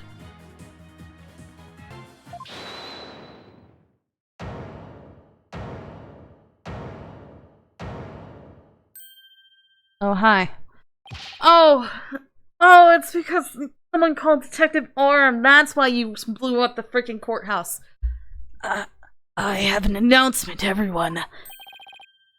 What's the meaning of this? We're in the middle of a trial here. Please remain calm. Listen carefully. Someone has reactivated the bomb, and the bomb was defused. But it's about to explode. It's Hold! A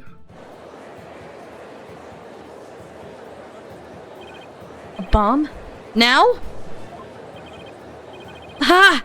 Everybody run! Eek! I don't want to die! Oh no! Everybody's panicking!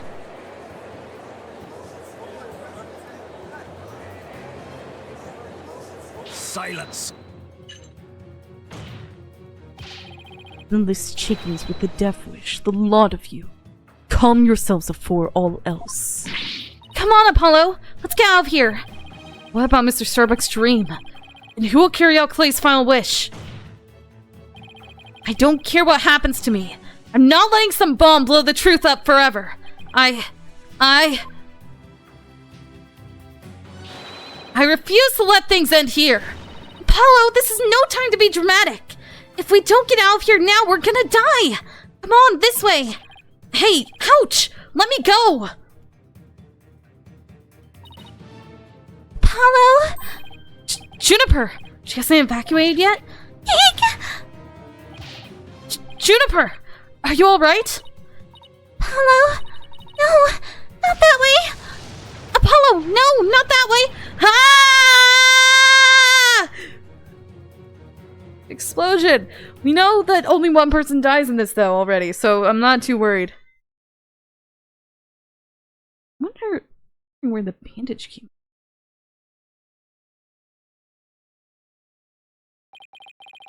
from. Middle of the Space Center bombing trial. Yet another bombing incident. This one. Destroyed courtroom number 4. Furthermore, Apollo suffered massive injuries from being there when the bomb went off.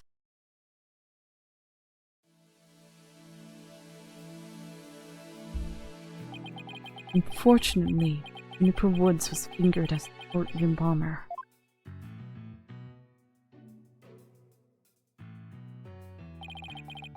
Athena and I knew she had to be innocent. We took her case on.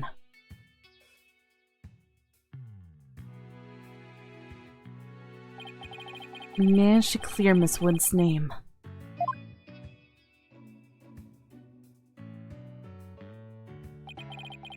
But Apollo sustained further injuries when he was attacked by Ted tonight. Oh, that's where he got the jacket from! Dude, the jacket was his best friend's! Wait, that's your best friend's jacket you've been wearing! So sad.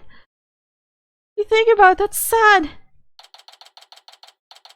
December 19th, 3:21 p.m. Write Anything Agency.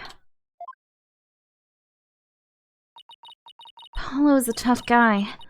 This is taking its toll on him. Yeah, poor guy. Can't donate like that on top of all his other injuries. Oh! Apollo is resting at the nearby Hickfield Clinic. Apollo, are you okay? Had some experience with that place myself. An awful turn of events. Never thought he'd land in places.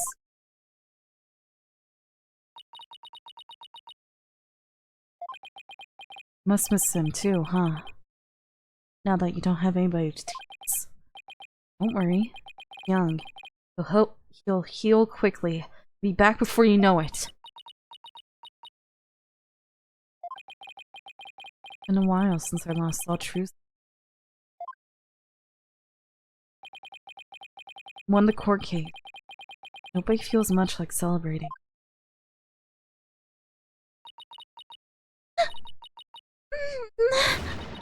Alright! Enough of this, people! This is no time to be moping around! Now dry those eyes, both of you! You're the only one who's crying, Athena. Technicalities! Look, we have work to do. We have to take over. Take over what exactly?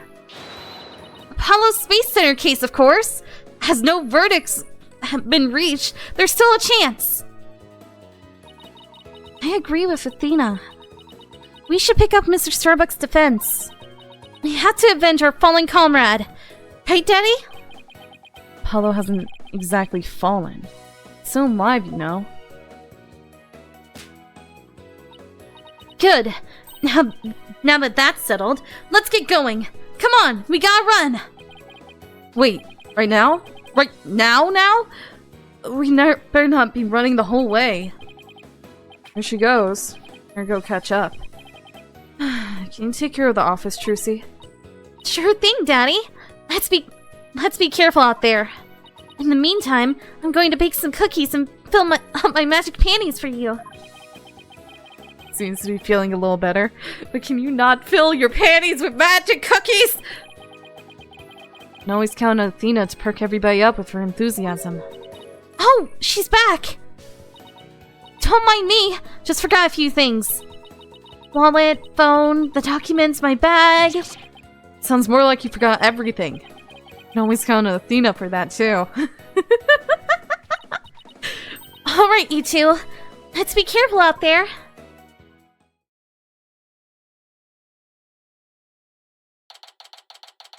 December 19th.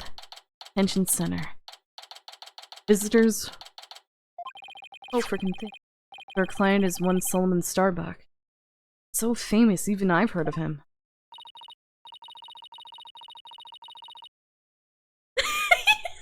I'll make sure to scare everyone away from you, Daddy. You can all stare into my soulless eyes. Feel souls with them, you know? I can't tell you how, it's a magician's secret. I can actually imagine her saying that. That's right. He's a super famous astronaut who works at the Cosmos Space Center.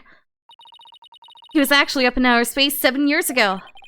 Seem to know quite a bit about him. Now I'm all excited to meet the man.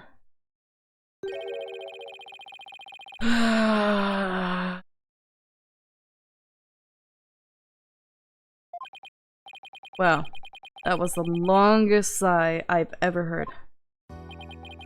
Apollo told me all about you. Phoenix Ray, Apollo's mentor, right? Yes, that's right. Mentor has a nice ring to it. Don't worry about a thing, Mr. Starbuck. Mr. Wright and I have got you covered. You're... new kid that Apollo told me about. Wait! Don't I know you from somewhere? Huh? You mean other than at your trial? I don't think so. Guess so. My mistake.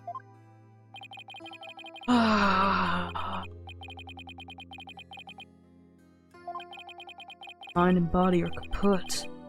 Goes for my life. I mean, astronomically unlucky that I had a bomb go off in the middle of my trial. Trying to defend me would be like trying to enter the stratosphere without a spacecraft. Yikes. He seriously gotta stop depressing himself. Cheer up, Mr. Starbuck. Besides, that thing you said about entering the stratosphere, that just means we'd shine like shooting stars, right? Like shooting stars, huh? You know, you're right.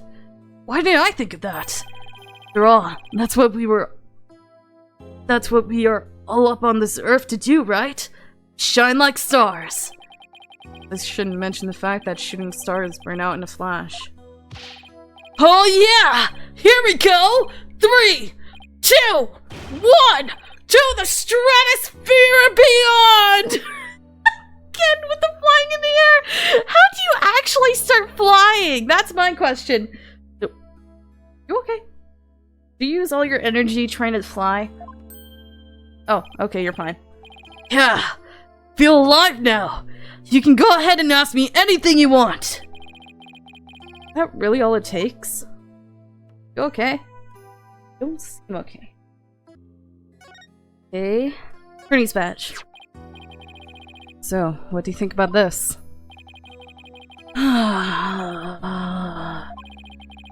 Nothing's gonna get me convicted. No. It's my attorney's badge. I was hoping it would reassure you that we're here to defend you. Evidence isn't just for the prosecution. It can help prove a person's innocence too.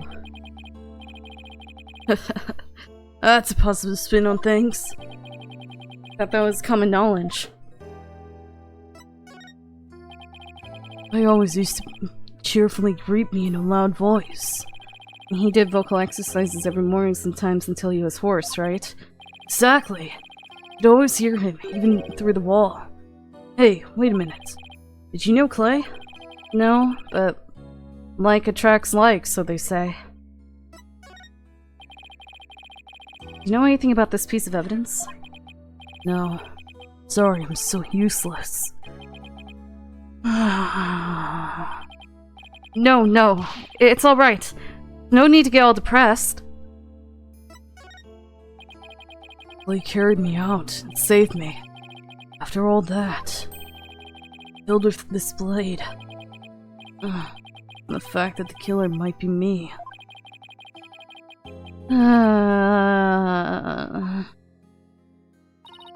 Now he's got you signed, boss.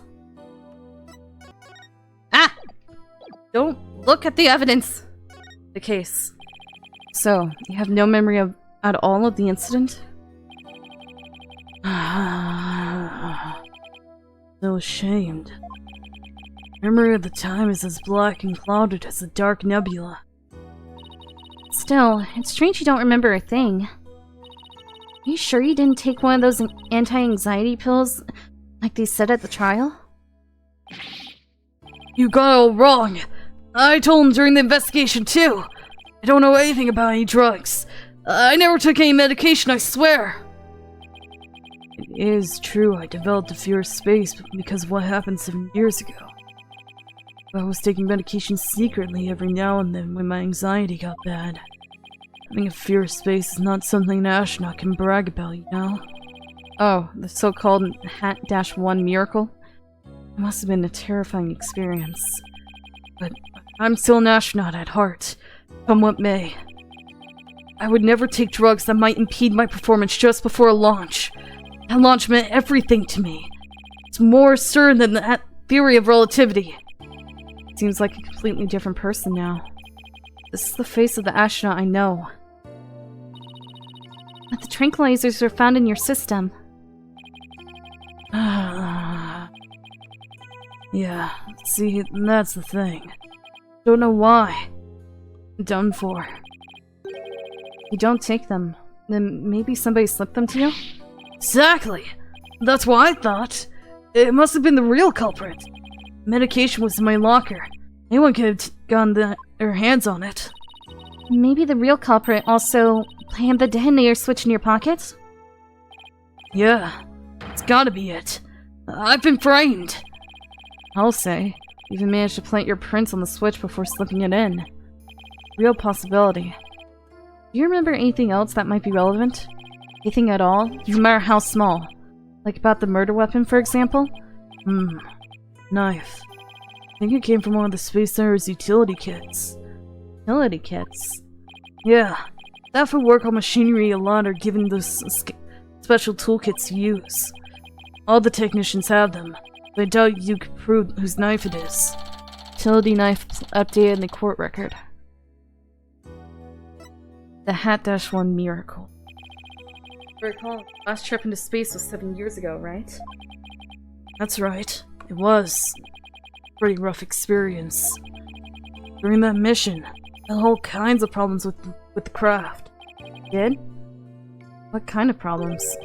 Power failure, oxygen leakage, busted radio, cracked windows, loose control column. The heat shield came off as we were entering the atmosphere. I thought I was a goner.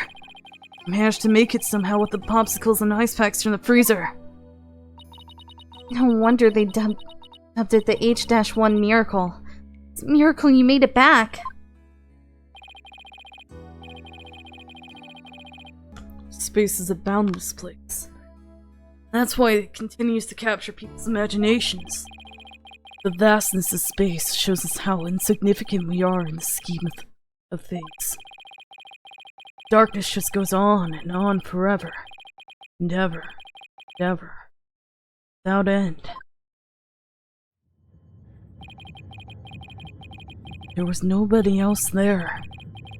Nobody was gonna come save me. I was all alone. All alone. Nothing to listen to but the sound of my own breathing and heartbeat. I was scrambling to make repairs, but I couldn't keep my hands from shaking.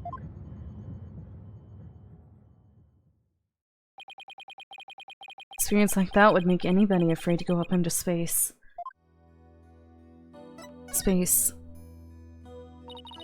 With the experience you had, are you dreading this mission? What? No way. Of course not. Even now, I want to go into space so bad, I can barely stand it. I want to shake off the Earth's gravity and escape velocity and spin around weightlessly. I have to admit it was pretty harrowing. Was you even a tiny bit afraid? Was afraid. Of course I was. Still am. Space is man's final frontier. Unknown world. Nobody's explored the depths of the ocean yet. So you could have explored that instead. Cosmic truth is out there waiting for us somewhere. Cosmic truth, huh? I guess there are people looking for the truth in every walk of life. No matter how afraid I am, sure I can manage. I give in to my fear. I'll never find the truth. As long as I don't give up and keep up the fight. One thing's for sure. Starbuck's passion for space is undeniably the real deal. Victim. The victim, Clay Tyran. He was kind of like your prodigy, wasn't he? Oh, it wasn't a big exaggerated deal like master and apprentice or anything like that. Clay did think of me as his mentor. The mentor and the protege. That's a combination. What a combination they must have been. Depressed spaceman. His encouragement. I could get over my fear and go back into space. Now. He must have been very encouraging, huh? Yeah. It's funny, really. Whenever I'd hear him shout, "You're fine!" I always got the feeling everything really was gonna be just fine. You're fine. Apollo says I'm fine and you're fine all the time too. I always feel encouraged too whenever I hear him shout it. Yeah, Clay and Apollo were best buds. They used to come visit the Space Center a lot, even since they were high school kids. One day, out of the blue, Clay even told me he wanted to be my protege. Those two hung around the Space Center so much, we were like a part of the staff. One time during zero-G trading, I started to panic a little bit. Two of them took turns shouting, "You're fine!" over the radio. It was a simple thing. It's exactly what I needed to hear. So, I'm fine and you're fine. We're like Apollo and Clay's secret phrases, huh? Wish I could ask Apollo more about Clay and the relationship now. Speaking of Clay, how do you suppose he climbed down the ladder with you over his shoulder? Sorry. Can't even begin to imagine. Yeah, actually did climb down that ladder, so a way has to exist. Freedom of space to the walls of a cell. But the prosecutor said the dark night sky isn't half bad through barred windows. You're fine! Solomon Soul Starbuck is fine. Everything is going to be alright. Huh? And Athena Sykes is fine. Come on, Mr. Wright, you too. Do I really have to? Phoenix Wright is fine. Can't hear you! Phoenix Wright is fine! I'll get you back in space yet, Mr. Starbuck. Believe in your own innocence and have faith in us. Apollo believed in you wholeheartedly. That's good enough for me. I believe in you too. Thank you. Thank both of you. Put my faith in you. I vow to make it back into space. All I need first is a not guilty verdict. Sure feels nice to reassure ourselves every now and then that we're all fine. Okay, Mr. Wright. Let's get our investigation of the space error started. Pronto. Good idea. Let's go. Okay. Let's go to the entrance.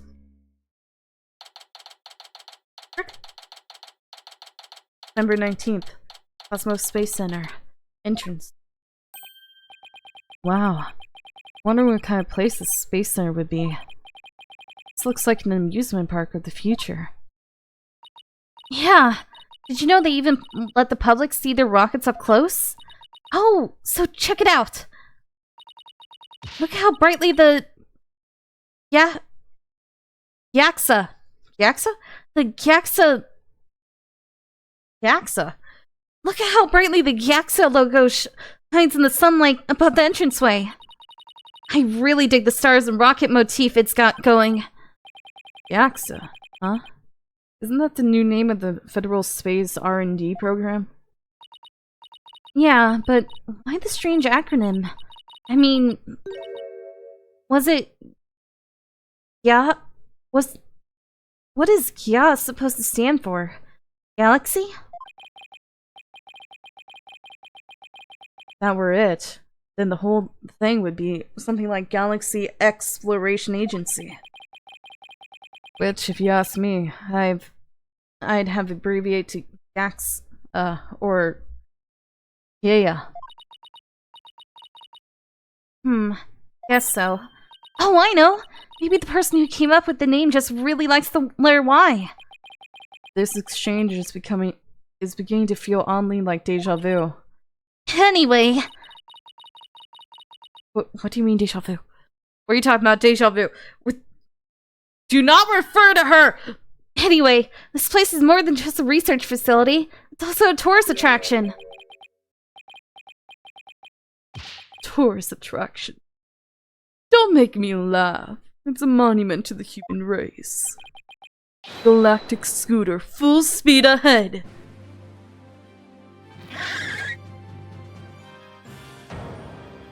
Oh, it's an old man.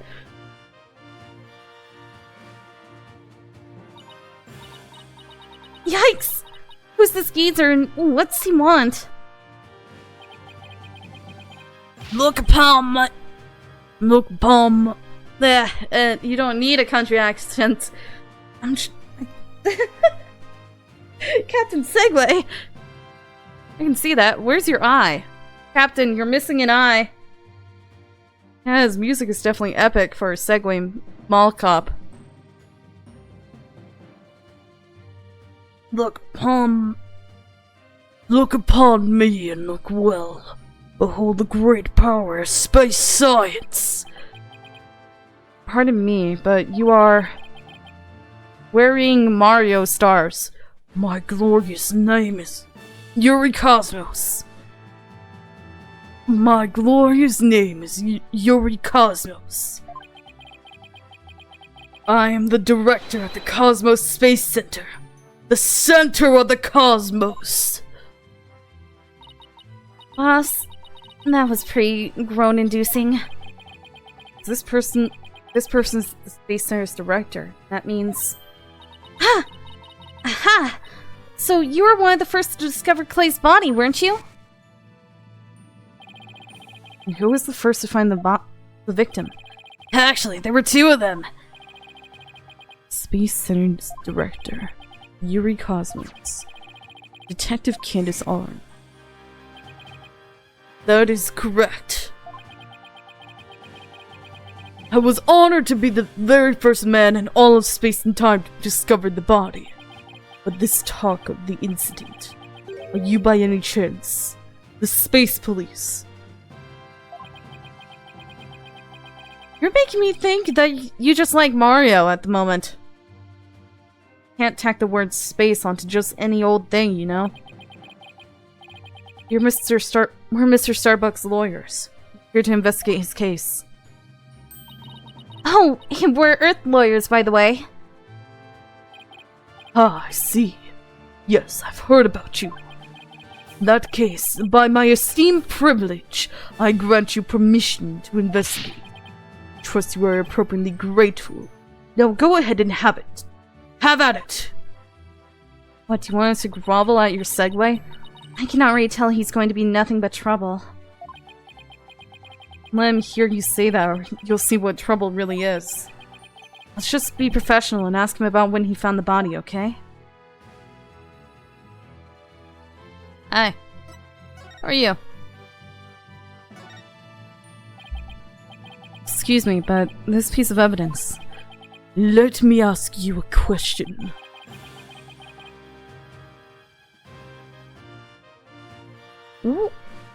What will that object contribute to the future of mankind? What? Not much, I guess. Then how important could it be? Quite unlike the great historical figure, Yuri Cosmos! If he's any more self-absorbed, he'll turn into his very own black hole. I'm trying to give him a somewhat European accent. It's turning Australian. What a shame. Truly. Clay was so young. He was an outstanding man who could have contributed greatly to the future of mankind. He was an exceptional man, wasn't he? He had gone into space. My reputation would have grown even loftier. Why did... Russian? I gotta think of how to get into the voice, though. I'm not very good with Russian. Pump your head like blueberry. Why did he have to die before he went into space? What? Someone needs to teach him that he is not the literal center of the cosmos. I don't think I can do the accent in a male voice, that's the issue. I can talk Russian, but it's turning into British. This is a British accent. This is not Russian.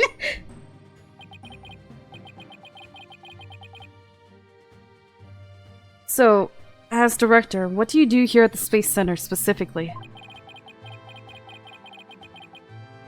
I'm gonna try to do the British accent instead. Wait, let me try Russian. Defend peace across the galaxy and promote space development in this country. No matter what obstacles stand in our way, we keep going. It sounds wrong. You sound more like a caveman than Russian. Stop talking British, let me go deeper. No matter what obstacles stand in our way, we keep going for the sake of mankind. I don't know what accent is at this point. I believe I used specifically in my question. What the frick? Did you just... Attention all personnel! To your break stations! Prepare for break! Break? Break's not a word? Break! I'm thinking about European terms now, and all I'm thinking about is brekkie. Oh, I get it. You just wander around and tell people what to do in a self-important manner. That is exactly right. Because I am an important man. My manner is important. Prepare for break.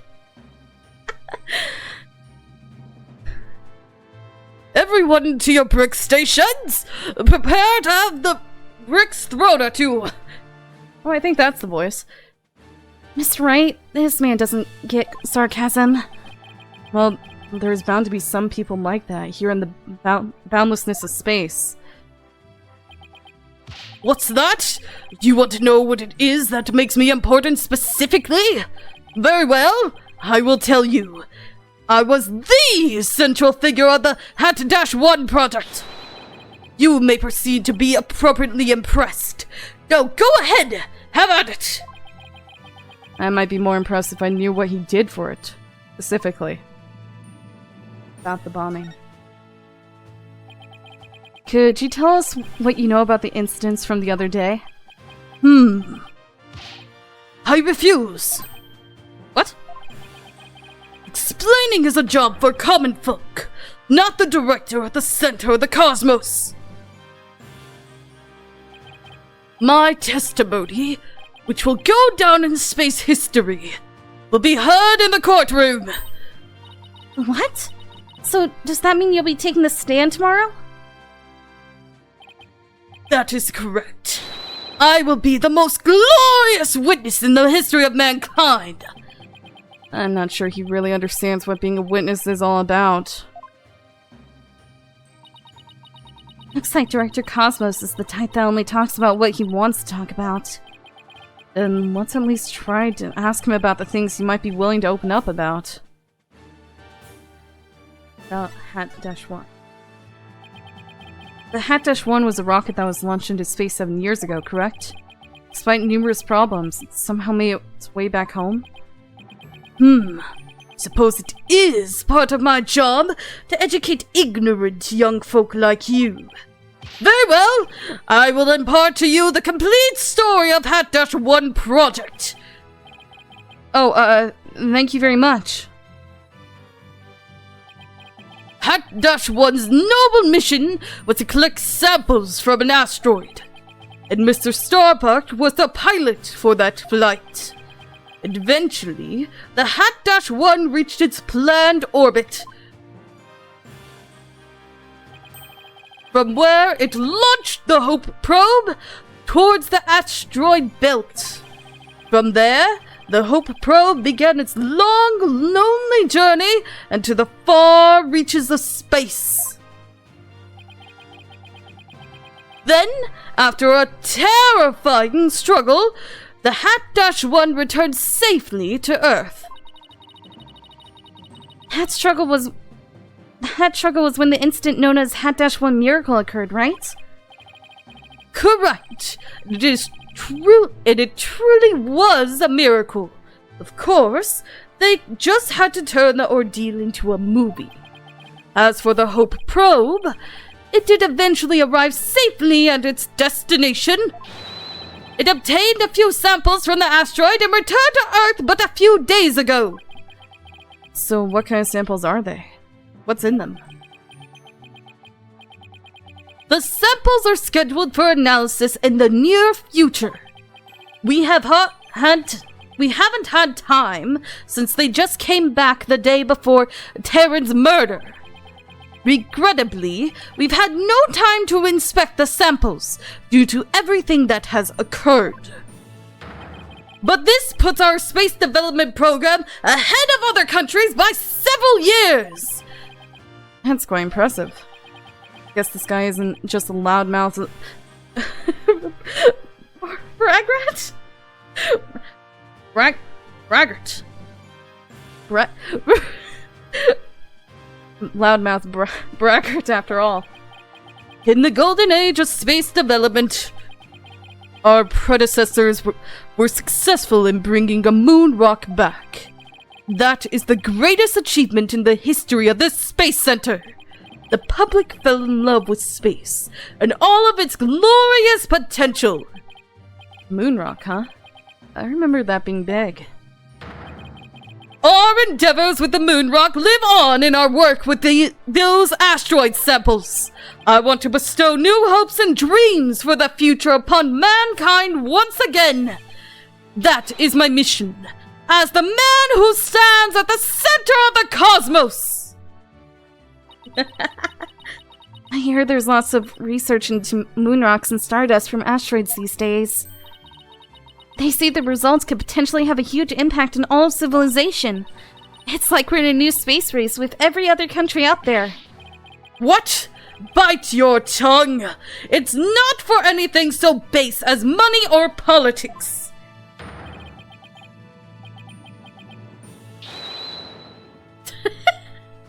I think I'm good. Maybe if you bring me root beer. It's all for the brilliant future that awaits mankind! And all for my illustrious mission! With the recent budget cuts, my staff tells me finances are tight. But I won't hear it! Guess even a space program has to watch its budget. Well, especially since they've been cutting back the budget on the space program to begin with. To the point where it's non-existent. By the way, you seem awfully knowledgeable about this kind of thing, Athena. Huh? Oh, well, you know, I thought I'd better brush up. For the case. That's so. Well, I will be on my way.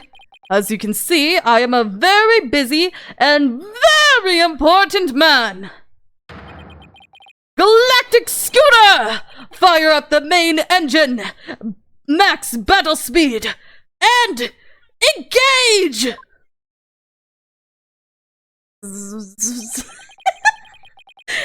That thing is surprisingly fast. I honestly wanted it to go so slow that he was just barely going anywhere. Guess we better get going too. You bet! Let's make it so! Okay, let's go into the boarding lounge. The fuck is that? What the frick is that? What are you? It's a seahorse. Horse. It looks like a seahorse mixed with a dinosaur. What are you? What is that? And what is that on the table? What is that? What is that?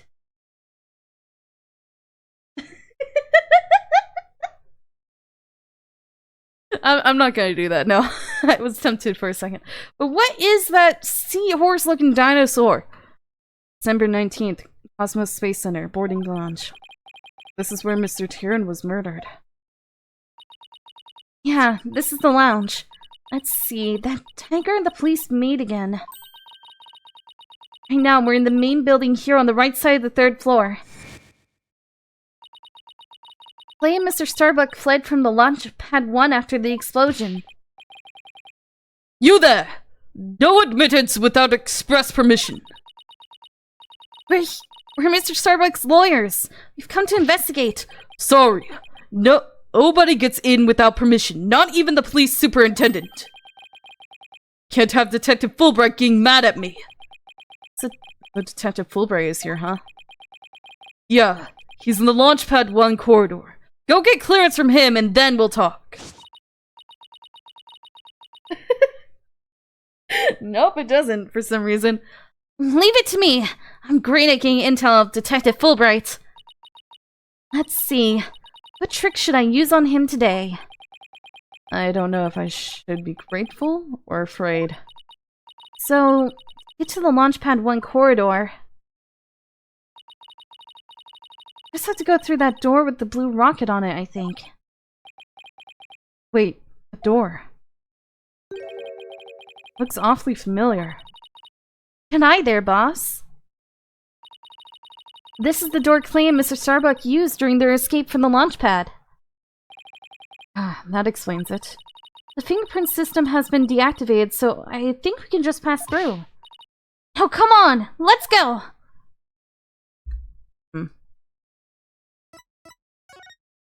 Okay, through the launch pad corridor. Hello, robot. How are you? How are you, Mr. Robot? Even in space, safety first. December 19th, Cosmos Space Center, Launchpad 1 corridor. So this is it, huh? This is the corridor the two of them used in their escape. Yep. This is the only thing connecting Launchpad 1 with the main building. See police tape down at the other end. You won't be looking at the launch pad. After the explosion, this whole corridor must have been filled with smoke. The launch pad itself was probably a sea of flames. This has been pretty scary for them. Now, where could Detective Fulbright be? Hey, I think that's him over there! Oh, hi. What should I do? Which path is the path of justice? What are you talking about?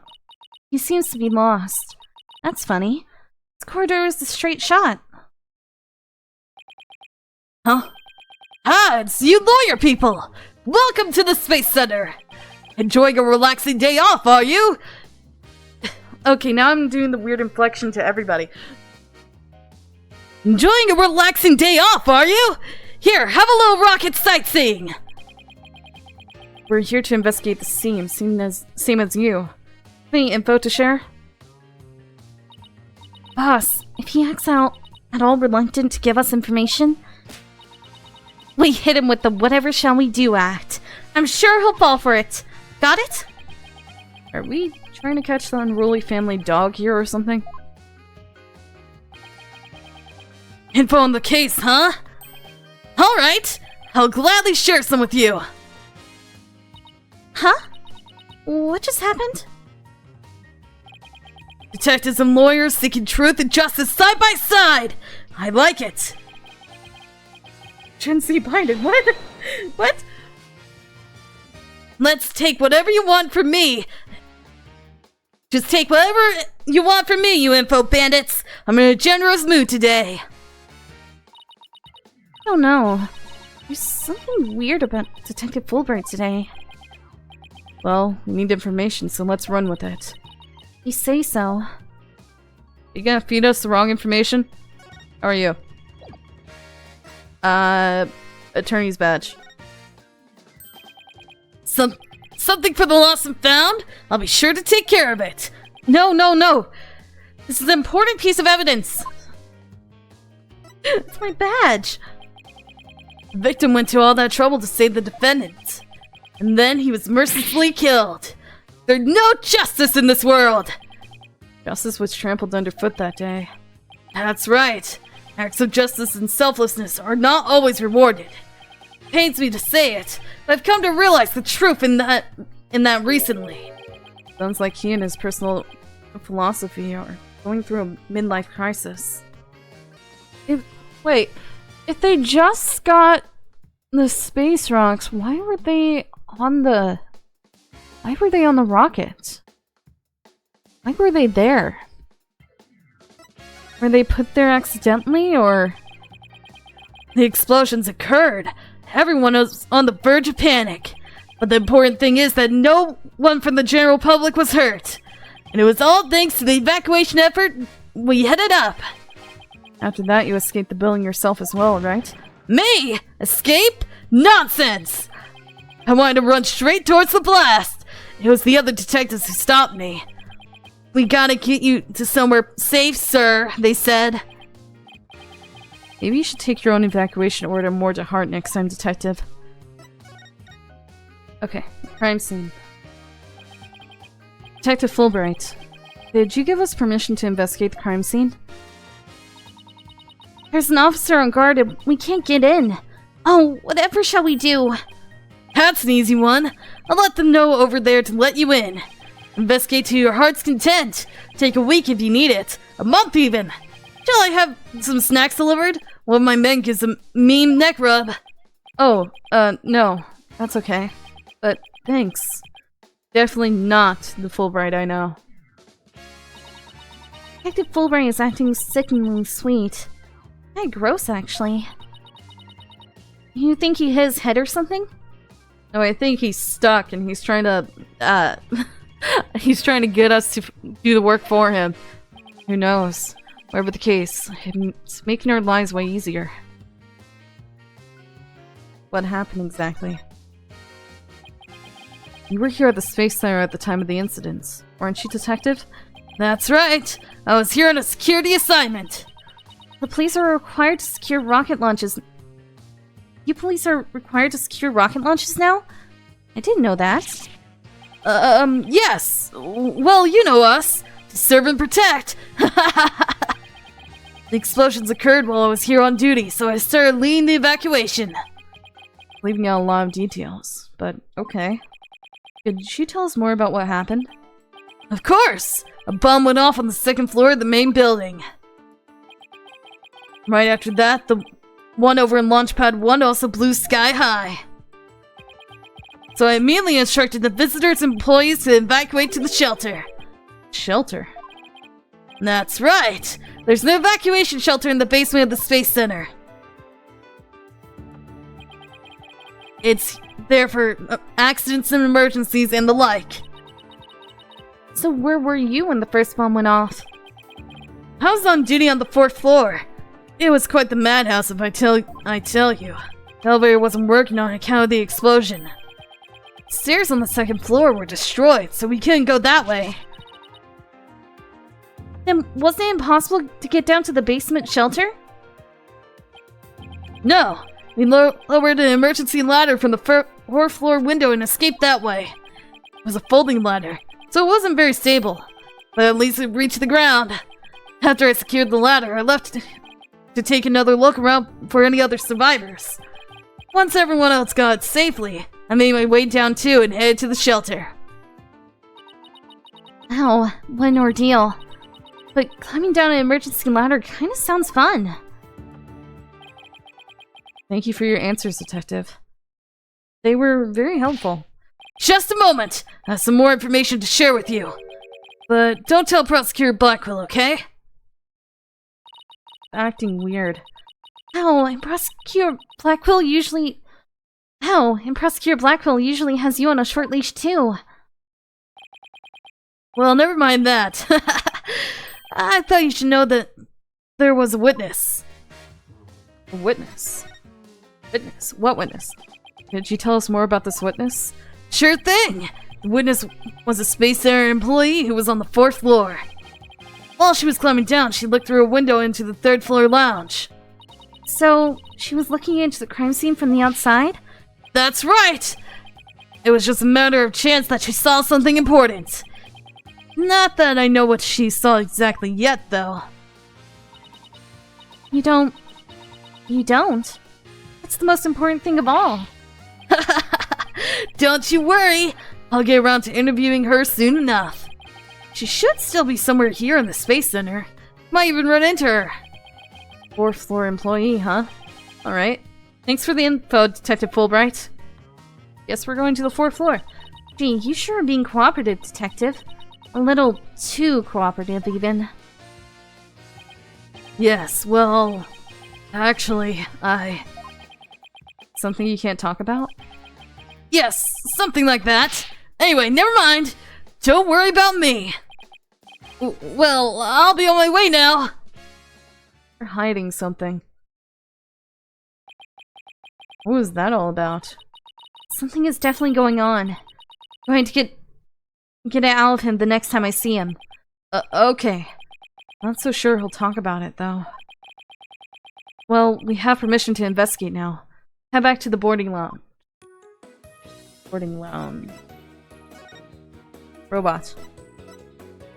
Can we really not say anything about the robot? December 19th, Cosmos Space. Boarding lounge. Ah! You two! Detective Fulbright has granted you permission to investigate. He also said I should bring you some snacks and give you a neck rub too, if you'd like. Oh, that's alright. But thank you for the offer. Well, time to roll up our sleeves and start investigating. Now let's see. Where's that diagram again? So this lounge is on the 3rd floor of the main building. According to Apollo, this is where he believes the third party killed his friend. And let's stop the recap and start looking for traces of this third person then. Read my mind, Athena. We'll make that our first priority. There's just one problem though. This room. Plain. Just so big. Don't worry. We can use this to help us. A Space Center pamphlet? For tourists? Yep. Picked it up at the entrance. The maps inside should come in handy. Let's see. Yep, here it is. A map of the lounge. This is the door we went through to talk to the Detective Fulbright. Oh yeah. It's the door with the fingerprint recognition lock. Well, I guess this map will make things a little easier. Space Center pamphlet added to the court record. Yeah, no more excuses. Let's track down the third person. Wait, there's just one more thing. What's that strange creature moving around outside the window? Yeah, what is the seahorse dinosaur? I'm glad someone mentioned it! Oh, boss. Just a holographic image. Oh yeah, I knew that. Ooh, that's a relief. There should be a button somewhere in this room to turn the image on and off. That's what it says in the pamphlet anyway. The only reason you're so eager to start is so you can push that button, isn't it? And what's wrong with that? Let's just look for the button while we're looking for clues. Alright, fine. Investigating.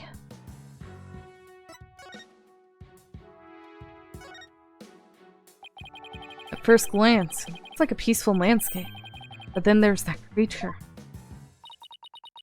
Didn't the Hope probe go to some planets? Maybe this is what its surface looked like. I don't know. Who have made the news that they discovered a creature like that? 14. It's gotta be flat at that point, honestly. It did make quite a bit of news, though, when the probe came back.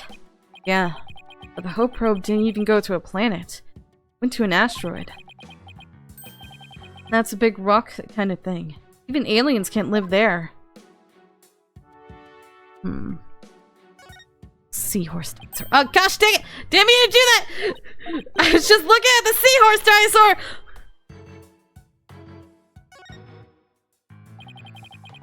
Some pretty futuristic looking furniture over there. And a very futuristic looking, robot applicator. According to the pamphlet, those are no ordinary chairs. They're like amusement park teacup rides. You can power them yourself, it says. If you spin the table, your chair spins too. Why would anybody want to have something like that here? It's for astronauts who have trouble with the device on the ceiling. No vertical spins. It says it's a training device that's easy on the eyes and on the body. A person really call themselves an astronaut if they can't handle 0G? Nothing about the weird liquid looking... Okay.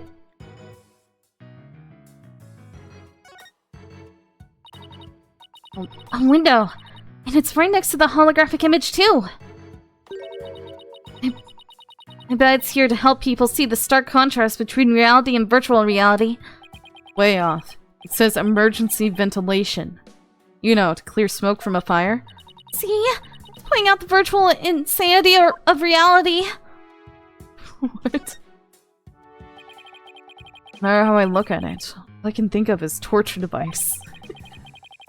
But I guess it's a training device for being used to zero gravity. Uh-oh. Athena has an odd glint in her eye. Do you think about training that thing out? I should try to stop her. I'm afraid she'll just outmuscle me. Hey, Miss Wright! Look at that up there! What's that? Some kind of fragment? Stuck in tight. Oh, so that's what the glint was all about. That color looks familiar. I think it's part of an oxygen tank. I think you're right. But if that's here, it means Clay's tank ruptured after they arrived at the boarding lounge. So Prosecutor Blackwell's theory that Mr. Starbuck dropped Clay down the ladder must be wrong. This proves that both the astronauts were alive when they reached the boarding lounge. So Apollo was right. See, the mirror wasn't the launch pad. Way to go, Apollo! Yeah, where is Apollo at the moment? What's that? So it looks like there are 3 doors that lead in and out of this room. Let's check. Drumroll, please! Ta-da! The Space Center pamphlet!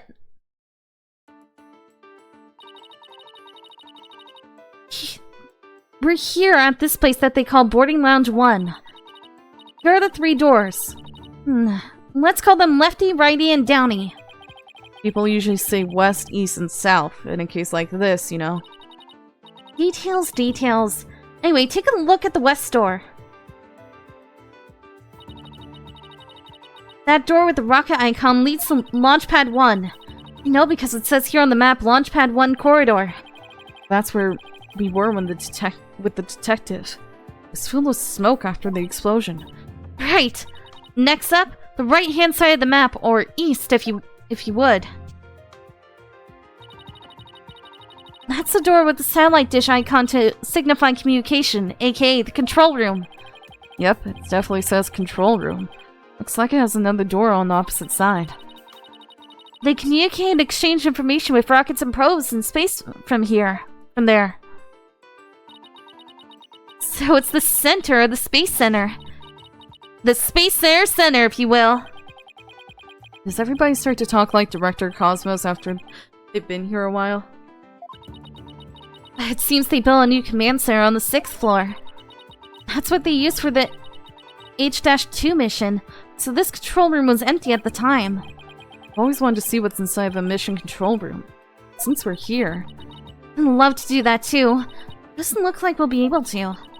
They want to keep curious kids like you out. The door is protected with fingerprint recognition. Only the director can go through. With that much security. Definitely not the one they're looking to keep out, Athena. So apparently, the lock is also hooked up to the backup generator in case of emergencies. Control room door lock added to the court record. Door lock to the east. It can only be operated by the director. Backup power lets it function even when the power goes out. Okay, what about that last door? This lower door... Oh, excuse me. I mean, south door. It leads to the elevators. This is the door we came through when we entered this room, right? Yep. And of course, there was no fingerprint recognition device, so it opens to anyone. The elevators weren't working at the time due to the explosion. Well, that's about it for the 3 muscadors at the boarding lounge. Muscadors? Thanks. Understanding the layout of the lounge should help us understand the case. That's why I thought we better have a good grasp of where all the doors go. Muscadors. That's weird. Okay. Ooh. There are multiple... Okay. Hello, seahorse dinosaur. This is where they discovered Clay. Yeah, he was already dead when they found him. Take a look at the photo. So he was stretched out like this and... Huh? What's with that thing that looks like a thermos? That's the thing that Prosecutor Blackpill mentioned when I was in court with Apollo. He said that it contains asteroid samples. Oh, right. Director Cosmos mentioned something about that too, didn't he? That they were brought back only 5 days ago by the probe that the Hat-1 launched. I wonder what they look like. Do you think they'll let us see? Let's think about that after we solve the case, okay? Hey, was it on the ship to begin? That is an important question. Why was it on the ship to begin with? Okay. Turn this way. Get the door.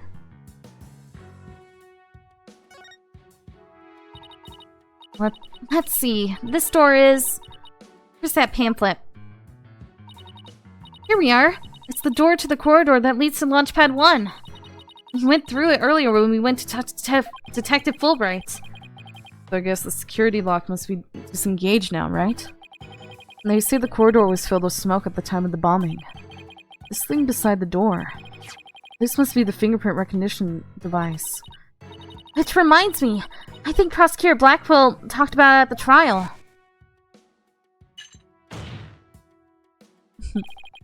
The notion of a third party in Launchpad 1 is utterly absurd. Just to enter the area from the lounge, one must pass through a door guarded by a fingerprint recognition device. Allow me to state up front that there are precious few with the clearance to do so. Then, does this mean that the bomber's prints were verified by the system? But the number of authorized personnel was supposed to be really small. Viola! Fingerprint powder! I brought it just in case something like this came up. I found it at the office.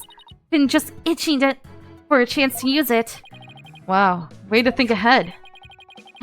No, let's dust the fingerprint recognition device and see what we can find. You got it!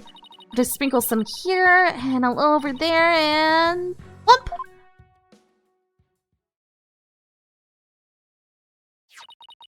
Let's see what we have here. Oh! We got something! Aw, it's only a single set of prints. Isn't that a good thing? Sure wish we could figure out whose prints these are. Although I doubt we'll be so lucky to get the culprit's prints on the first try. Oh, I'm willing to bet the Detective Fulbright has some fingerprint data. Right. And there's the security footage of this door, too. Yes, here it is. Came up in court the other day. Wish we could see the part of the footage just before this bit. Oh, because that would be right before the murder, wouldn't it? Let's ask the detective. The mood he's in, he'll probably show it to us right away. Yeah, he's in almost too good a mood today. Let's see if we can find him again once we're done with this room.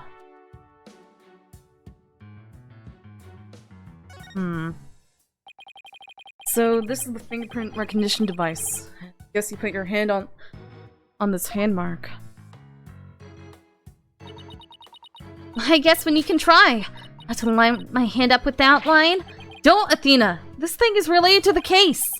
Get your prints all over that, and the next thing you know, you'll be named a suspect. What? How can you be so cruel to a little girl like me? I'm not buying those tears, Missy.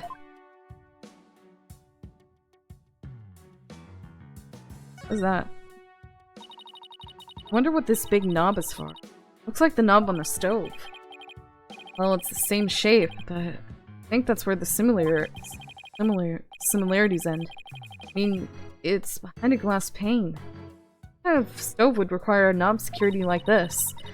Well, the knob is straight up and down, so if it was for a stove, the burner would be off. Right. If it was for a stove. Still, I wonder what it's really for. Something turned on by a knob that's not a stove? How about a rocket engine? If you had to start the engine here, the rocket would take off before you could get in. And I guess all we can say for now is that it's a mystery knob. Mystery knob? Mystery knob. Okay, interesting. Wait!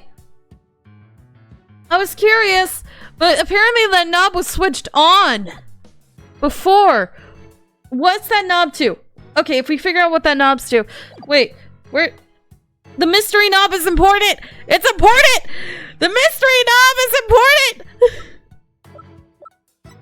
Freaking mystery knob was turned on during... It was turned on during the murder! Wait a second! That's important! What does it lead to? Is it for the trash chute? Is that what it's for? Is it for the trash chute?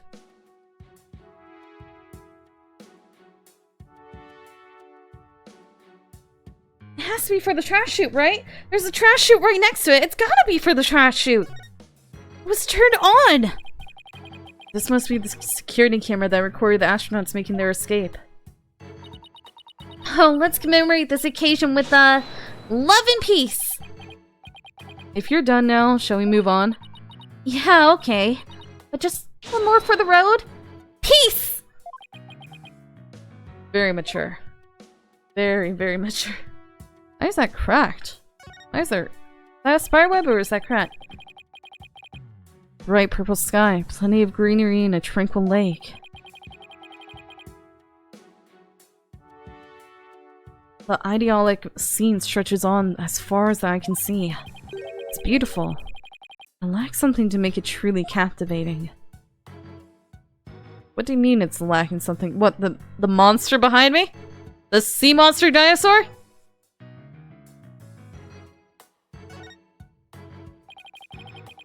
Here's another amazing piece of equipment. Walk on the surface of the moon, it says. Oh boy! I want to try it! Gravity is weak on the moon, so I bet I could do mid-air somersaults. We're still on Earth, remember? Besides, it's connected to the ceiling. Well, at least I could jump really high. There's a sign on the wall that very clearly says, don't jump too high. And what good is this thing? Didn't I say in the beginning, walk on the surface of the moon? Crash chute. Crash chute. What's this? A trapdoor? It's a trash chute. The cleaning robots throw the garbage out from here. Robots do the cleaning. What a futuristic world we live in. Just hope they don't revolt like they do in science fiction movies. No way! All the robots here are very nice. Actually, wasn't there one in Launchpad 1 corridor? You can go say hi to it if you want.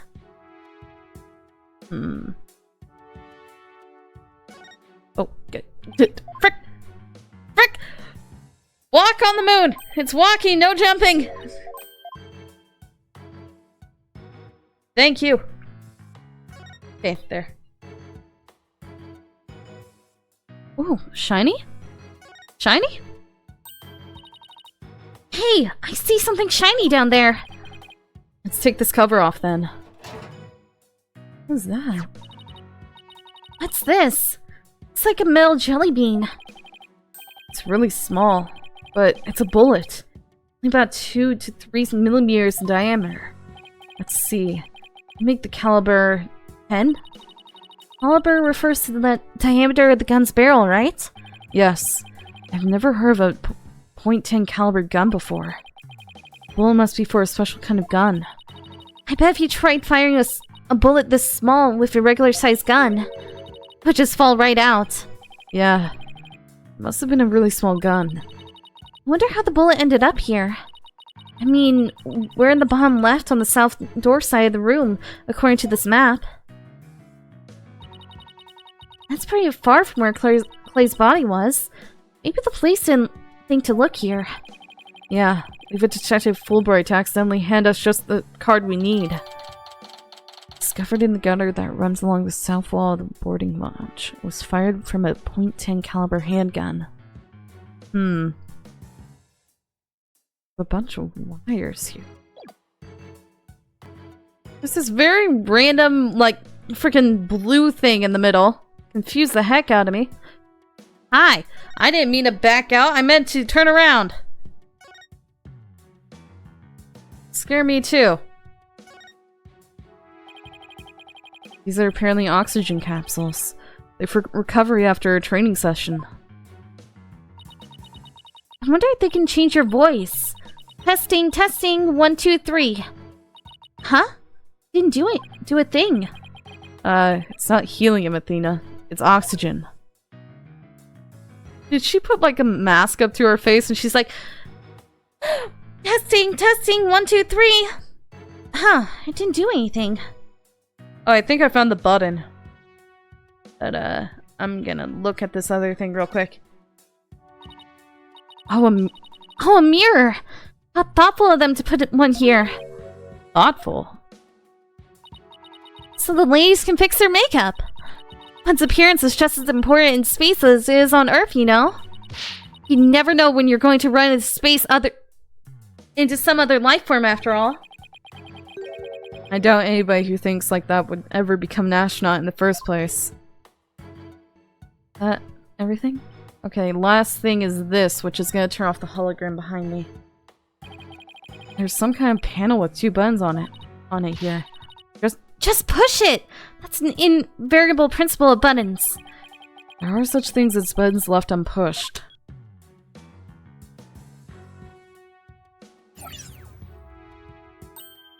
Hey! That giant holographic image disappeared! Yeah, though that side of the wall seems kind of barren without it now. Still, let's see if we can find anything new with the image gone. With the image off. Oh gee, I don't know. Maybe the fact that there's a crack in it? For some reason?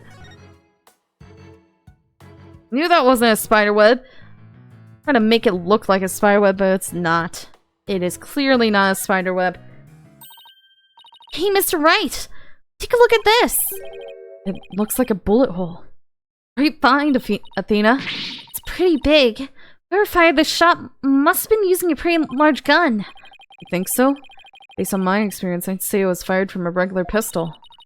Well, whatever size it was, somebody fired a gun in here, right? Apparently. This is an important fact.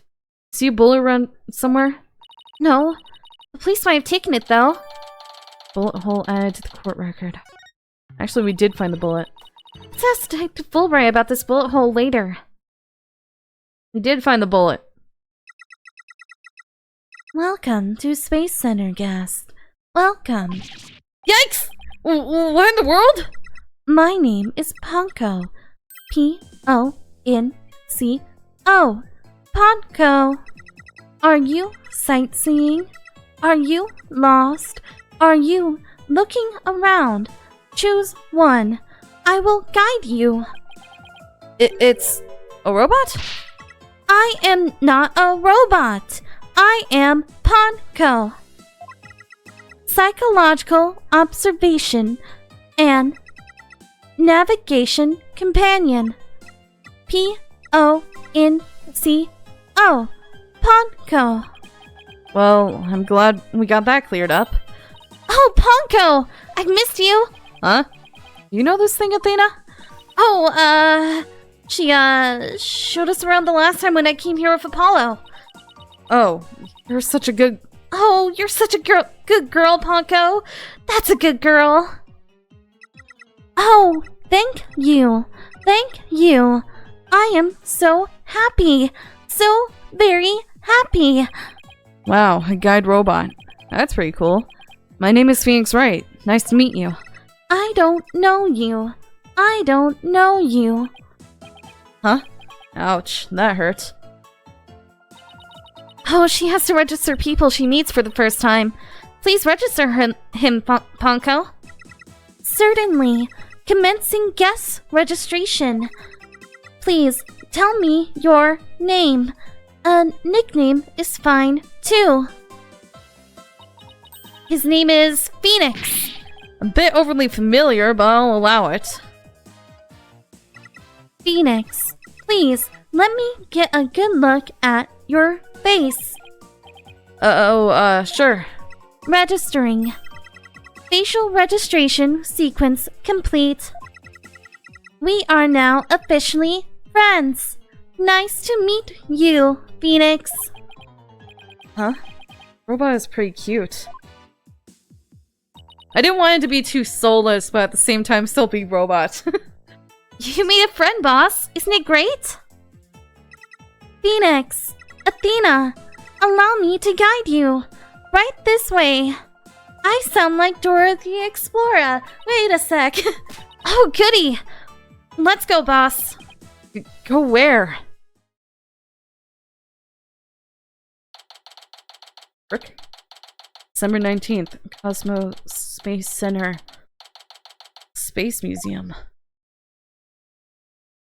What the frick? What the squid? Oh wow. What is this place? Is that rocket real? Why is that open? Welcome, welcome. The Space Museum is open to the public every day of the year from 9 a.m. to 7 p.m. Learn about the history of our nation's space development and the HAT-1 project. The rocket is just a replica, but it's the same size as the real one. The Space Museum. Oh, here it is on the map. Okay, so it's on the exact opposite side of the main building from Launchpad 1. Space Center pamphlet updated in the court record. There's 3 pages. Wait, hold on, Ponko! Hold on! I didn't realize there were 3 pages to this thing! Boarding lounge. The main full-size replica, the HAT-1, and important items related to space exploration and the HAT-1 expedition are on display. The Space Museum is open to the public every day of the year from 9 a.m. to 7 p.m. Ask me anything. Anything. I will explain. Okay, Ponko, here, what about this? I'm sorry. I'm afraid I don't know anything about that. Oh, okay, no problem. I'm so sorry. I'm so sorry. I wasn't helpful. I'll try to do better in the future. Please don't hate me. Poor thing. Now I feel bad for asking. This facility is Yuri Cosmos' greatest achievement. Oh? I didn't realize it was the personal achievement of just the one man. Director Cosmos taught me to say it like that. It's actually a facility for space development, but don't tell anyone I said that. He could direct Cosmos How could Director Cosmos teach such a pure and innocent robot to lie for him? Okay. Question, why do you have those on your chest? That makes no I just now noticed that. Why do you have those? That makes no sense. The Hat-1. This is quite the place. I can't believe we get to see a rocket this close up. This is a replica of the Hat-1 that was launched 7 years ago. It's exactly like the real Hat-1, inside and out.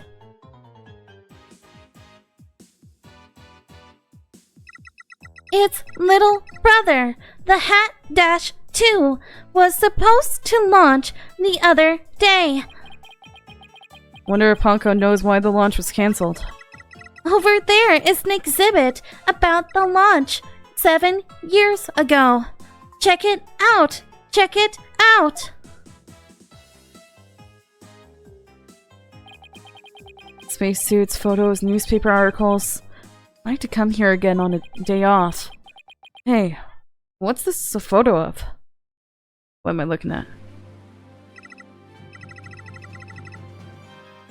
Why are you...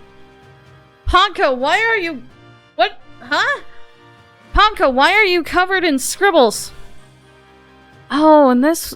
Okay, so he had his hair normal before he made it into a freaking rocket. I see. Phoenix. That's the staff of the Hat-1 project. Oh, there's Mr. Starbuck. He looks so young and so different. Ha! That's... What is it, Athena? Is something wrong? Oh, nothing. Are one of these your mom? Is that why you've been acting all weird? One of the two ladies is your mom? I just thought Mr. Starbuck looked really young too, that's all. Well, it was 7 years ago after all. So the young guy is staying next to Mr. Starbuck. Miss Clay Taryn, the victim. So they were mentor and prodigy even way back then. He's even got one of the staff jackets. He looks just like a regular staff member. No, Clay is still a student then. He just borrowed one of Solomon's old jackets. Ah, okay. That makes sense. I would have still been in high school 7 years ago. Everybody looks so happy. Space Museum is great.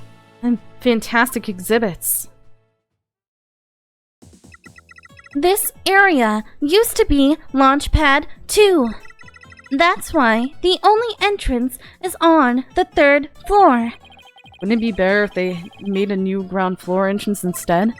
There was talk of it, but they had to scrap their plans because of the budget cuts.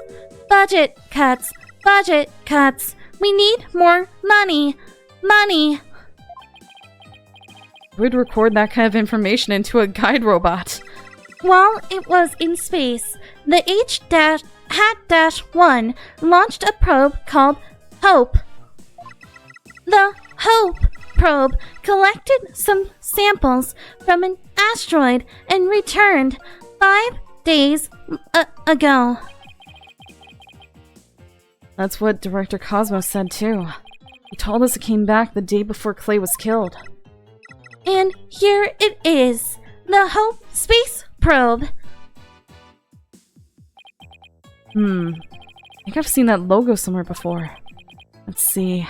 Oh yeah, the capsule that the victim was carrying. I think it had the same logo. I think it can be seen in the photo attached to the autopsy report. Maybe she'll give me some info if I show it to her. I try to show her things, and she doesn't respond. So I'm wondering if I can look around, because there are a few things I'm curious about, but I can't look, apparently. Launchpad layout.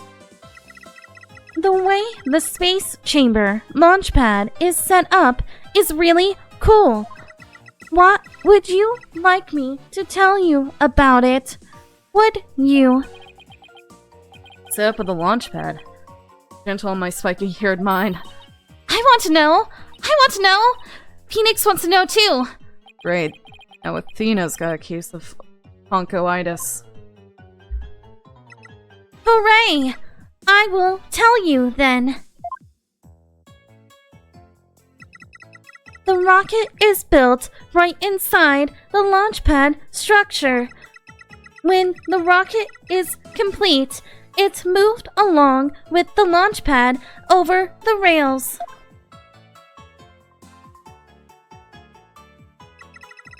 And brought into position at the launch site. Isn't it cool? Isn't it?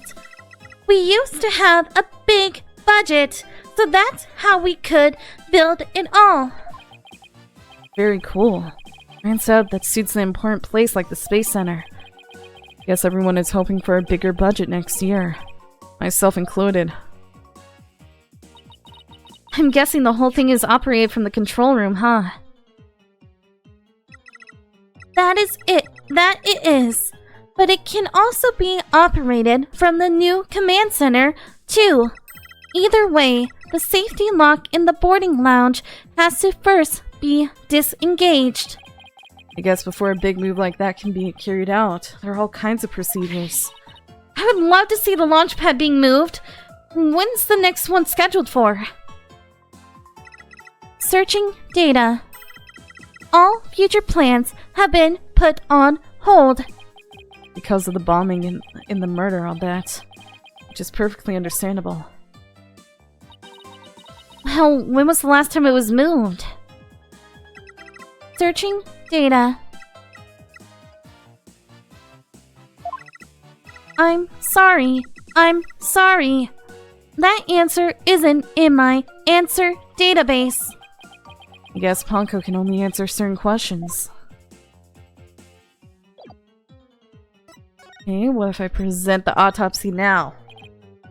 Ponko, you recognize this capsule here in the top right?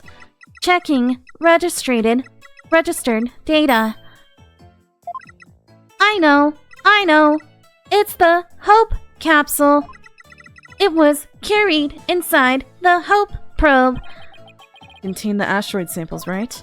Yes, it was designed to store the samples gathered by the Hope probe. It's been stored in the safe in Launch Pad 1 ever since it returned to Earth. Stored in the safe in Pad 1? It must not be removed. It must not be removed. Don't worry, Ponko. The people in charge already know what happened. They do. I must ask them later. So the capsule was being kept in Launchpad 1, huh? Maybe Clay was trying to carry it to safety after the explosion. The Space Center staff must have been really excited to finally get the capsule back. It's a pity this incident occurred before they got a chance to check the contents. Well, the police took it as evidence, so they'll have to wait a little longer. Hope capsule added to the court record. In the victim's possession. Recently returned from a 7-year mission and contains asteroid samples. Well, we certainly learned a lot about the Space Museum. Thank you, Ponko. You explained everything very well. I love to explain. Thank you for listening. Thank you. You two are like old friends. Hard to believe you just met recently. It's because Ponko is so friendly. Well, what should we investigate next? Let's go find Detective Fulbright. I have things to ask him about. Let's see. Security footage and the fingerprint data. Was it? Okay, then let's go back to Launchpad 1 corridor. Hi, Ponko. See you later. Come again.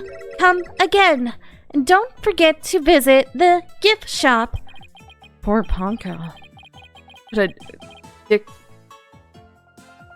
Dickensian life we are all forced to lead. Okay, bye Ponko! Have fun! I'm gonna go to Launchpad 1. December 19th, Cosmos Space Center. Launch pad 1. Wait, I didn't try. Oh, I should have. What should I do? Which path is the path of justice? There's Detective Fulbright! He still seems to be lost, even though it's a straight corridor. Let's hope he's still in a cooperative move as well, then. If he doesn't cooperate, then I'll just have to use my powers on him. You mean that lady in distress bit? Okay, so he had nothing to say about anything I just showed him. Bullet hole at the scene.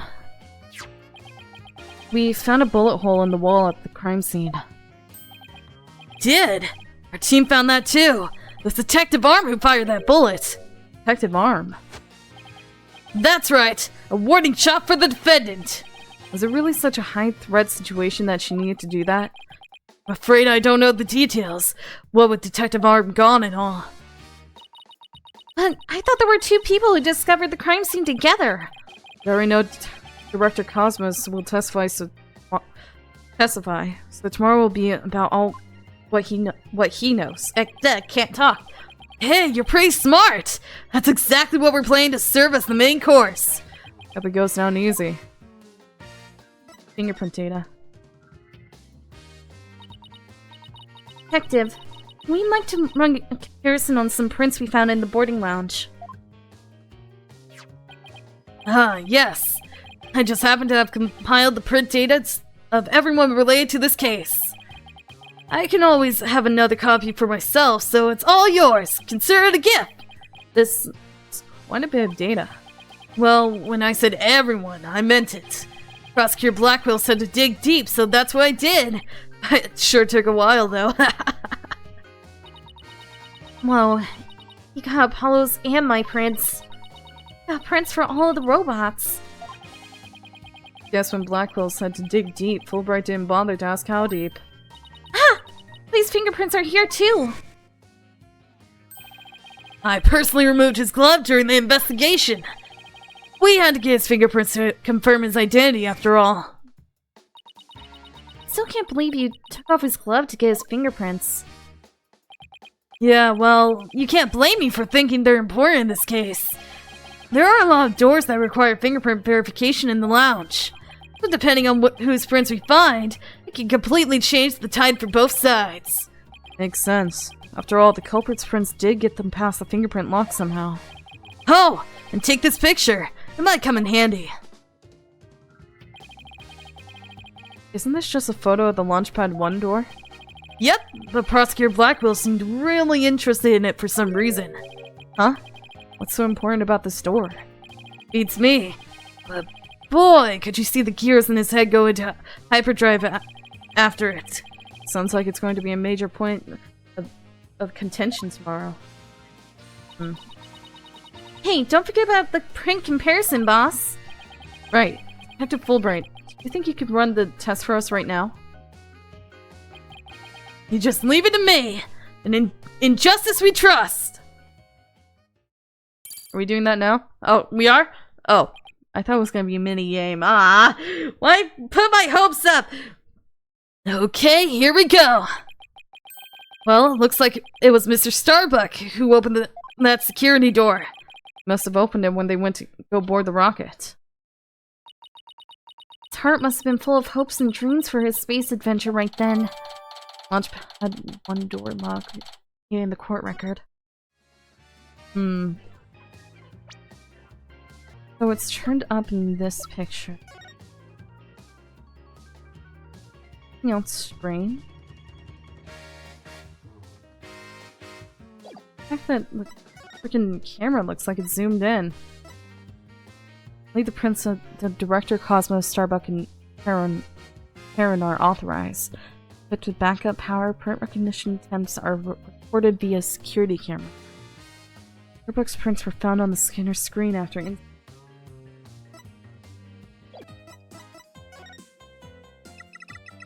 The capsule from the space probe, Hope. The probe separated from Hat-1 in space and went to an asteroid. It took 7 years, but it found its way back to Earth a few days ago. welcome home. I can't believe you still don't remember. You say it's back, not welcome home. It's back! It's back! Wait, why do you know what she was taught? Huh?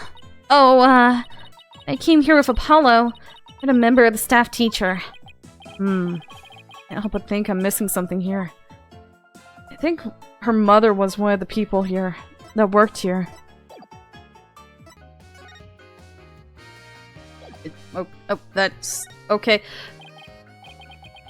Detective, about the security footage that was taken by the boarding lounge 1 camera. Oh, that footage! Go ahead and ask me anything you like about it. Is there any way I can see a little more of the part just after this? Easy as pie. I'd be glad to show you. Here we go!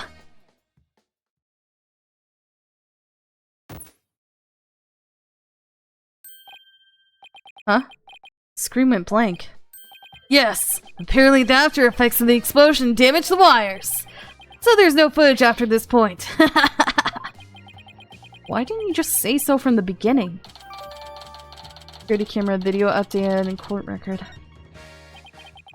Something definitely seems to be up with you, Detective. You're unusually cooperative.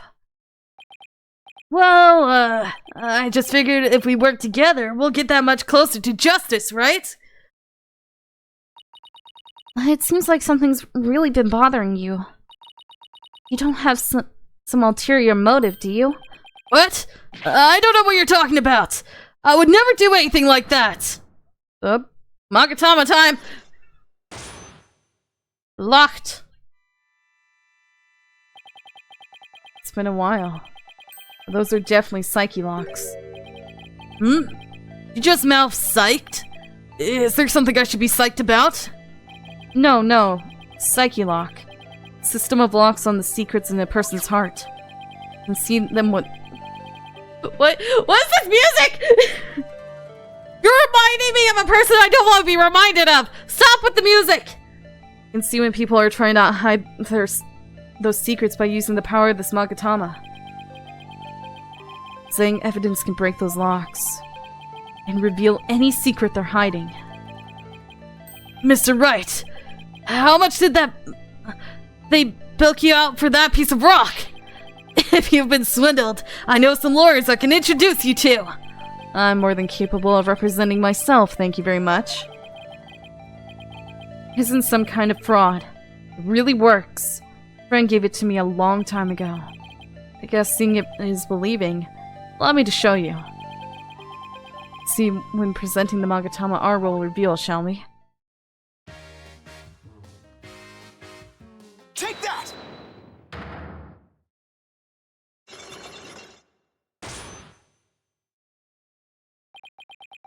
Why you're being cooperative. I think you're hiding something, Detective. So, why don't you just tell us about it? What to do? Which path is the path of justice? The Fulbright is really in agony. This is the issue he's torn up over. Justice, obviously. Really understand what's been bothering you, Detective. I really do. Something happened that goes against your principles, isn't that right? No! I don't know what you're talking about! Until the explosions occurred, everything was just fine! Is that a fact? Yep, peaceful as peaceful can be. Everyone whistling a happy tune as they did their job. You never saw a more relaxed guard detail for a routine rocket launch. I don't think the guard detail was as relaxed as he claimed as long as this exists. Evacuation report. Take that! Before the explosions, what was supposed to happen here was a rocket launch. Yet security was so tight they even brought in a special task force. I'd hardly describe that as a relaxed guard detail.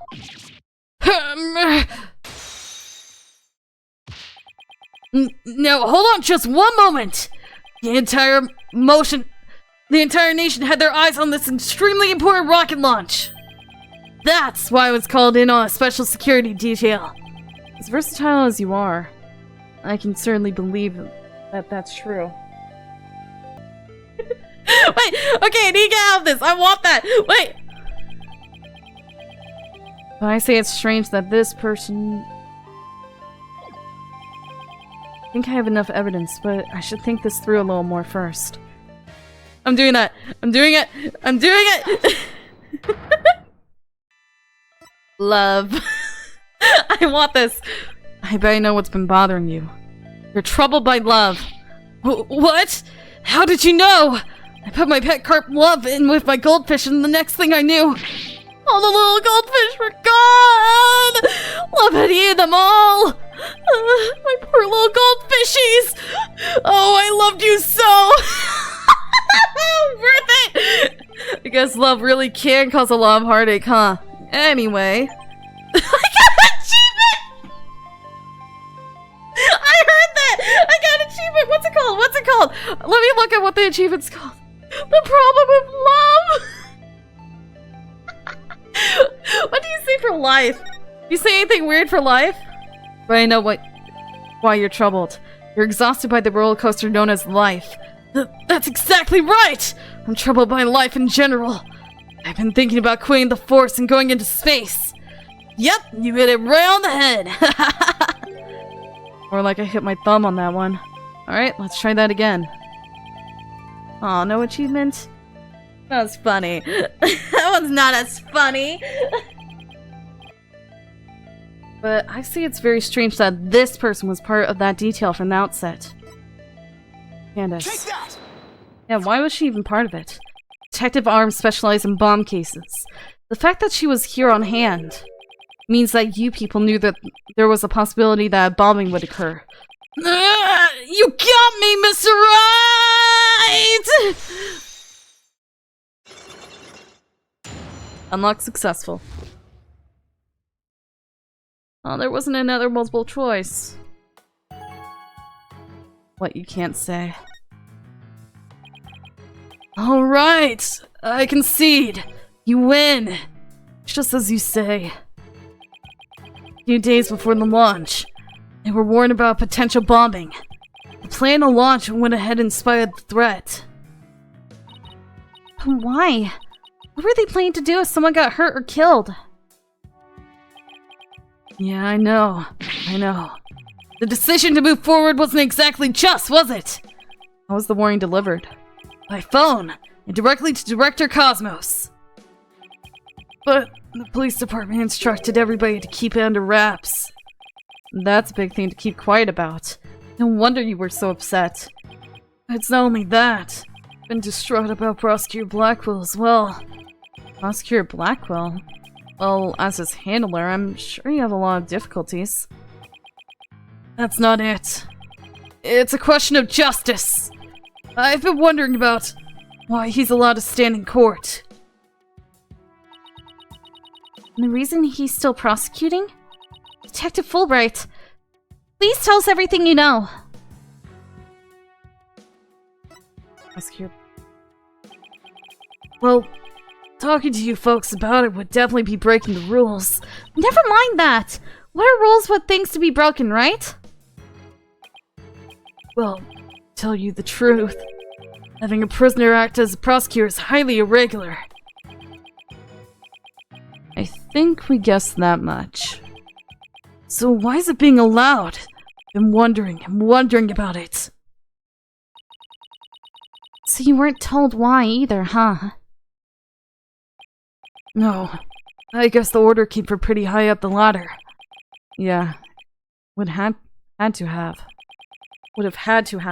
What? Prosecutor Blackwell told me once. The hunt I've been on for, the phantom of 7 years past, continues even still. 7 years past? Phantom, huh? Not one of the friendly variety either, I gather. Okay. Haunted for 7 years. This phantom is 7 years past. Any idea who or what he was talking about? Not a clue. But he seems to think that this phantom is behind this whole incident somehow. Wait a minute. He thinks they may be connected to this case? Yep, this case has way too many similarities that have happened 7 years ago.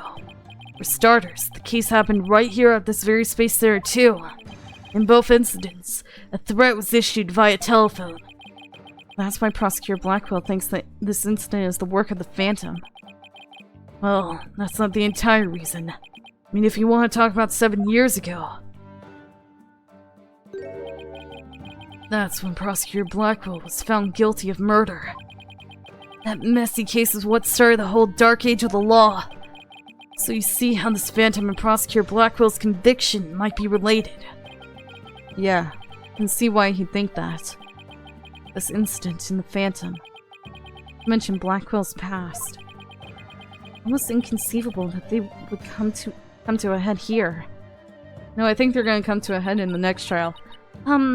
This might sound crazy, but Prosecutor Blackwell can't possibly believe Mr. Starbuck is this Phantom person, right? I mean, he was acting kind of strange during the last trial and all. The prosecution appears to be ready as well. Silence.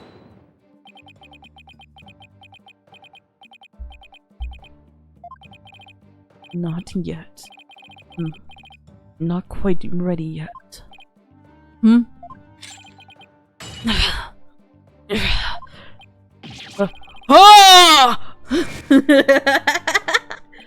No, I doubt he thinks Mr. Starbuck is his Phantom. I do get the feeling that he thinks the defendant has ties to him, which is why he's acting so impatient. He's got a personal grudge against Mr. Starbuck, and that's not real justice. I've always trusted in Prosecutor Blackwell's judgment until now. But this time, just so overwrought about it. He's lost his ability to think rationally. Afraid it might lead to a false conviction. Never seen Detective Fulbright so tormented. This must be why he's been so cooperative. Don't worry. Exactly what we defense lawyers are working to prevent. Feel bad for Prosecutor Blackwell, but I'm going to be rooting for your team this time. And don't tell him that. You have to promise me you won't! Detective Fulbright. I guess I was wrong about you. Swore to reform Prosecutor Blackwell and make him a valued member of society again. So I can't just sit by and watch him give in to his emotions and tear the defendant apart. You are the only ones who can stop him in court. You really care and want what's best for Prosecutor Blackwell, don't you, Detective? Leave the courtroom to us. Not like we want a guilty verdict either. I was hoping you would say that. I'm really grateful to the two of you. To show my thanks, I'll give you another bit of information about the eyewitness. Saw her hanging around the Space Center entrance a little while ago. I went there! Athena was the only one there! Really? Let's go find her, Mr. Wright. Thanks, you two. Feel a lot better now that I've been able to get that off of my chest. I'm going to work extra hard to find that perfect piece of evidence for you. In justice we trust. On 3. 1, 2, 3! In justice we trust! Okay, later! He just says it himself and runs away. There he goes. Wait, were we supposed to say in justice we trust back there too? And that did happen! Yelled, "In justice we trust!" and ran off. Let's go see that witness now. Alright. Space Center entrance.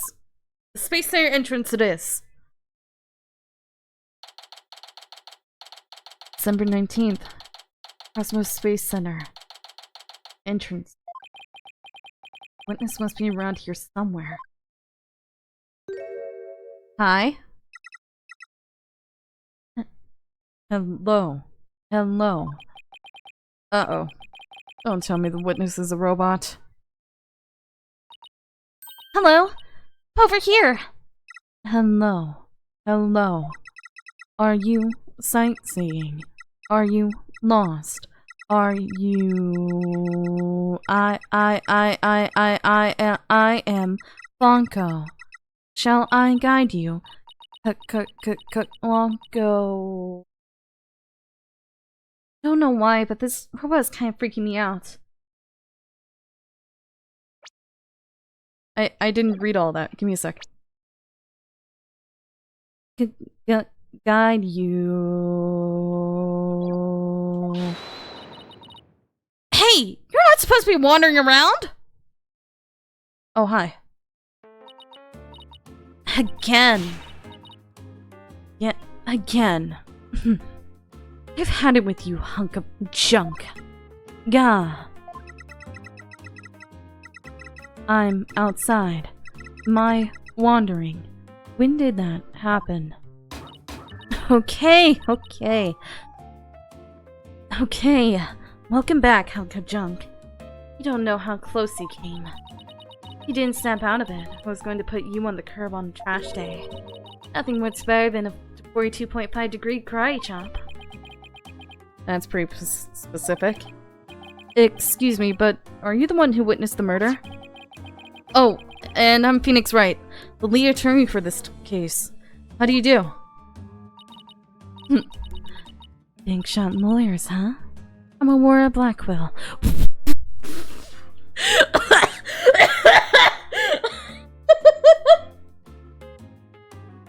Wait a second!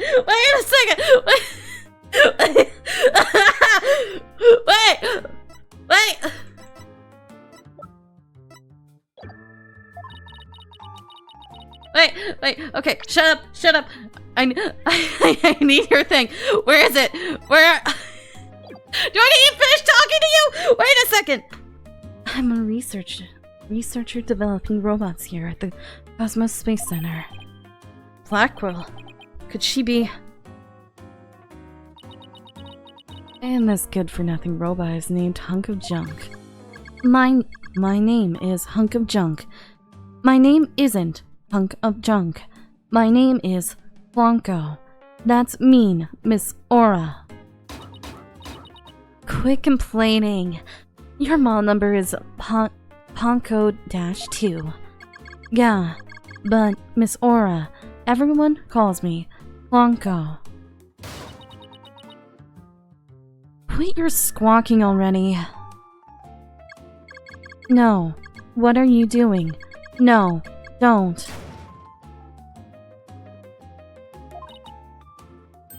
There.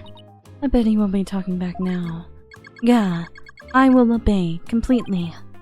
Yikes. I better watch what wires I cross with this one.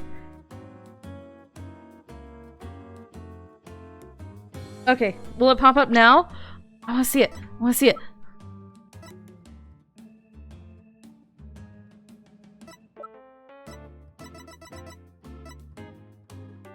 Okay.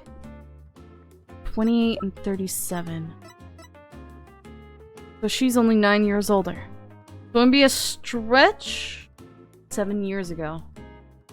She's 21 and she would be 30. Wouldn't be a stretch if they are husband and wife, but that does seem like a stretch. Maybe they're siblings? It's impossible for her to be his mother. It's either they're siblings or she married him. Either of the two. Spouses. They're siblings. Okay. I looked down and it's just their spouses. They're siblings, not spouses! So at first glance, you wouldn't even know they're siblings. What about this? Can you tell me anything about this piece of evidence? Even if I could, I wouldn't tell a filthy lawyer like that. What a pleasant response. Are you mad at lawyers because of what happened to your brother? I actually don't have any interest in space. The only thing I'm interested in is robotics. I love robots. Oh, Miss Aura, I didn't realize you felt that way about me. Yeah, ouch, ouch, ouch. The kind of robots I want to make aren't rusty pieces of scrap like you. I want to create giant robots. I've actually been working on a project for a while now. I shudder to think what uses she might put giant robots to. Okay, so the only thing different she had to say was the pamphlet. Last name. Your last name is Blackwell. Have a relative in the legal profession? You are correct. Simon Blackwell, who used to be a prosecutor, is... Shut up. Only speak when I order you to speak. Simon is my little brother. You know him? Yes, we met him in court a few times. Right, Athena? Why do you look sad? What a dull creature. Has her switch been turned off? Athena being shy. This is new. Oh yeah. I heard he was prosecuting again. Despite being a prisoner. Why doesn't he just stick to solving disputes among inmates in prison, right? Hey, what do you think, hunk of junk? Yeah, Miss Aura, that hurts. I'm asking you a question. Why don't you answer me? Useless hunk of junk. But, Miss Aura, you told me to only speak when you order me to speak. I told you to never talk back to me. You're worth more as scrap. Robot abuse, hawk attacks. Blackwell family life must be interesting. Well, do you have any other questions? Wait, of course you do. You're a lawyer. Oh, like I'm on Simon's side, right? I just want to get this over with. Okay, the witness. So, you're the person who witnessed the incident? That's right. I was on the 4th floor of the main building. In the robotics lab. The explosion disabled the elevators. So I lowered my emergency ladder like the detective lead evacuation told me to. But it was such a pain. Why couldn't they have used the ladders in the other rooms? Must have been a very troubling experience. Probably best to just humor her here. Then, I passed by the 3rd floor boarding lounge window. On my way down, I saw the crime as it happened. And that's about it. So you saw the crime as it happened? And that's about it? Let's see. Wait, what? You saw it being committed? This is no time to just nod and repeat. So, you saw into the 3rd floor lounge. The very scene of the crime. That's right. There's a small window on the right-hand side of the room. I looked through that from the outside. The room was pitch black. I saw a shady figure holding a lighter in their left and a knife in their right. That must have been the culprit. Did you see who the person was? Of course not. Power was all on that floor then, and there was only that tiny window. I see. But you did witness the moment of the murder? Yes. I saw the figure with the lighter raise their knife and... It happened at precisely 10 a.m. Did you witness anything else? Did the killer have any distinguishing features? I already told you. It was pitch black in there. Though, I did notice that the lighter the person had in their left hand had a pretty ornament on it. It looked like a planet. It was blue. A little Earth emblem. They had good taste in knickknacks anyway. Earth emblem on the lighter. I'd better remember that. Or a statement added to the court record. Thank you for your statement. We'll definitely prove Mr. Starbuck's innocence with it. Yeah, right. I want to hold my breath. Pardon me? Oh, did I hurt your feelings? Sorry. I just detest lawyers, that's all. What don't you like about lawyers? It's just an instinctive dislike. But don't feel bad. I hate prosecutors even more. That didn't make me feel any better, actually. Why you hate lawyers? The music's being creepy! Why do you hate lawyers so much? Little things from my past. The whole legal system is meaningless in the first place. I certainly don't agree. I mean, people are imperfect. They lie. They're influenced by silly emotion. You can't expect such perfect creatures to uphold a reasonable system of law. I like robots much better. Even sad sacks like this one. Hey you. Look alive there. What the frick? What the frick? Yeah! Yes! Yes! Here I go! I am the ultimate robot with amazing... I can operate in vacuum and robots rule the world. Now is the time! Alright, that's enough out of you. You're getting a little too carried away. Yeah. Huh? What was I doing? Yeah, I like robots much better. At least you can make them any way you want them. Like humans, their petty emotions and constant worries. How can you say such things? Feeling emotions, worrying about the things we care about? That's what makes us human! Well, girl finally talks and she starts with a speech. That's what makes us human? You mean getting angry and snorting like that? Rational thoughts. That's what separates humans from animals. Fortunately, your reasoning capabilities are more akin to that of a clever little monkey. That's nothing to be ashamed of. It must be nice to have such a... No. I don't have a ruler. Bye. She came in asking for a ruler. Why would I have one? I think I have one. Can I punch her, boss? A hold of yourself, Athena. You certainly are absurd. I said you were clever, didn't I? Poor thing. Tell me, people like you in charge, how can I possibly trust the legal system? Does she distrust not only lawyers and prosecutors, the whole legal system? What in the world happened to this make her so bitter? Even if somebody important to me was killed, I would never wish to see their killer brought to trial, because I'd much rather kill them myself. You can't be serious. That thing you're wearing around your neck. Oh, this?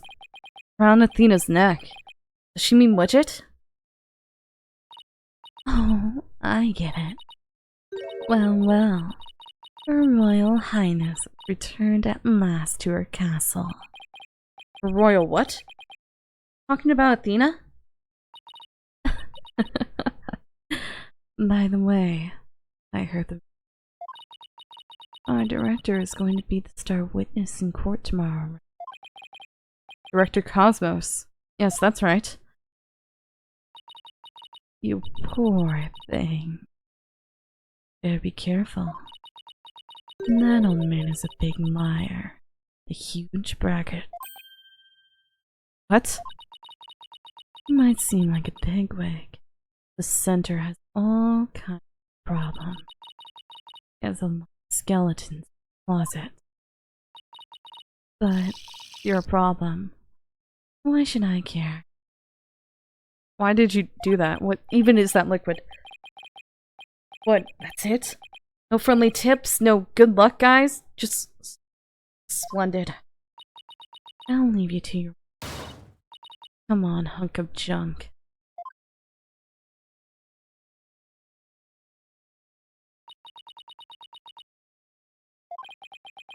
Sad to me that she doesn't believe in our legal system anymore. Must have had a very bad experience to make her feel that way. Well, right, Athena? seem very down. I just can't believe she said all those things! Wow, she's really upset. Has she been trying not to let it show all this time?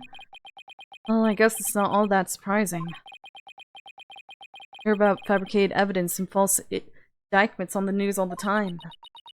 Mean that whole dark age of the law nonsense? I'm so sick of hearing about that. Well, all we can do is believe in what we're doing. Yeah. You're right, boss. I agree. Maybe it's time we went back to see Mr. Starbuck. Good idea. Should tell him about the bullet in Mr. Blackwell's statement. Miss Blackwell's statement. Alright then. Next stop, the detention center. Intrusi is at the right anything agency. Hi! Still look weird. December 19th. Detention center.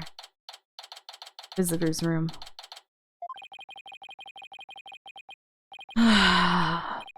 Lawyers are here. Must be bad news. Hey, not necessarily. Found a new witness.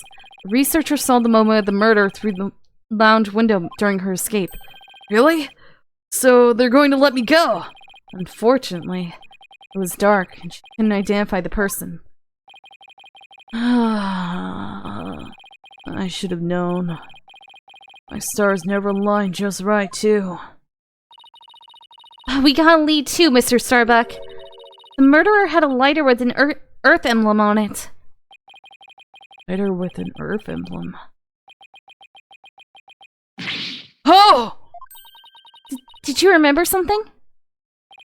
Yep, I sure did. Just a little bit, though. Anything at all would be a help. So please, tell us what you remembered. Wondering if he has anything new to say. I'm gonna go through everything real quick. What do you think about this? Evidence is gonna get me convicted. My attorney's badge. There's an unknown frontier out there beyond our little planet. I get so excited when I think about it, I don't know what to do with myself. Don't worry, we'll get the chance to go to space once again once we clear your name. Right. You're right. I can't stay here. Ready for launch! 5, 4, 3, 2, 1! Lift off! Swimming through the air again. The ceiling's no match for the soaring spirit of an astronaut. I have to admit that it's pretty stirring just now. Lighter. I thought I was unconscious the whole time. Now I remember I woke up for a few brief moments. That's huge! Do you remember seeing anything? A lighter. Saw the flame of a lighter floating in the darkness. Good. What else did you see? What was nearby? It was definitely the boarding lounge, so it must have been after Clay carried me there. In the light from the flame, I saw a dark shadow flickering. Dark shadow? That must have been the third party we've been looking for. It's gonna be Cosmos, isn't it? Thank you, Mr. Starbuck. You've been more help than you know. We can prove there was this third person at the scene and that they're the real killer. And you'll be cleared of all suspicion. It will be whether or not we can identify this third person in court tomorrow. At least we have something to go on now, and that's a big plus. I should probably tidy the evidence up a bit before someone mistakes me for a hoarder. Relevant evidence tidied up. Now that we have a glimmer of hope, I'm suddenly starving. What did you get rid of? Oh, you got rid of some of the diagrams, and no, the pamphlet's still there. You got rid of mostly the diagrams, I see. Wait, what else did you get rid of? Oh, the evacuation stuff. Anything involving the explosion, evacuation, and diagrams. Anything beyond the diagram of the main building and, like, detailed diagram, those are the ones we kept. Now that we have a glimmer of hope, I'm suddenly starving. Why don't we go back to the office and treat ourselves to a big celebration in advance? For someone who's highly empathetic, he can be surprisingly unsympathetic.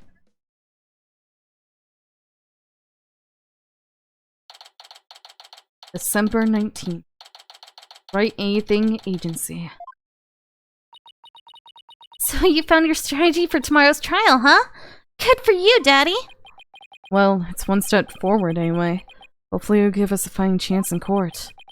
As long as we can find out who this third person is. Now let's get something to eat. I'm starving. My vote is for Eldon's noodles. Oh! Apollo! Apollo? Hi!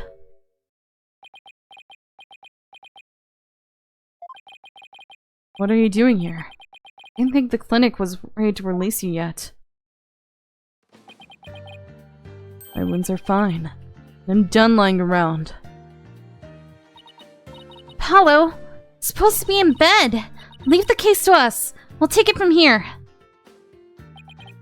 Thanks, but that's not an option. Not for me. Apollo. It's the same voice I'm using. I'm sorry! It's very hard to keep the same voice when doing things. There you go. I became a lawyer. Clay was the first person I showed this badge to. So happy for me. Like he just became a lawyer himself. We were really great friends, weren't you? Yeah. We were rivals too. Got to see who can make their dream come true first. Now...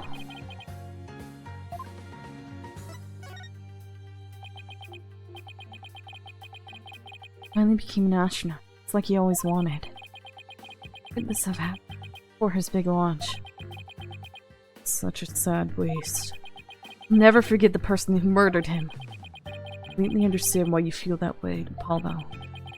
Keep in mind, too, that our job as defense attorney is to save our client. You know that. That's why No. Mind. Huh?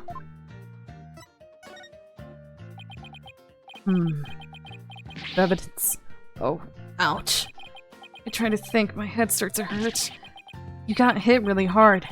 It's your body telling you to take a rest. You can't just lie in bed. Not when I have things to do for Clay's sake. I guess he's just not going to listen, no matter what I say.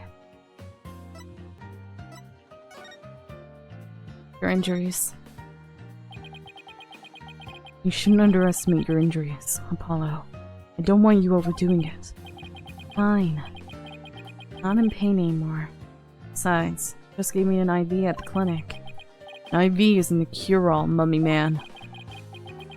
Anyway, tell me how the case is going. You guys made any progress? A suspicious figure was spotted at the scene. You think that must be the real killer? Yeah, that's so weird how this isn't a costume. Suspicious figure, huh? Right. Thought you'd be happier than that. Oh, don't get me wrong. I'm happy. I fully intend to see Clay's murderer apprehended. There's only nothing will get in the way of that. Clay Tier. He was your best friend, right, Apollo? That's right. It's friends since junior high. Sounds like me and Judy. So, what was Clay like? He was full of compassion and energy. A really loud voice. If the two of you did voice training together now, I bet you break a few windows. You know, I bet you're right.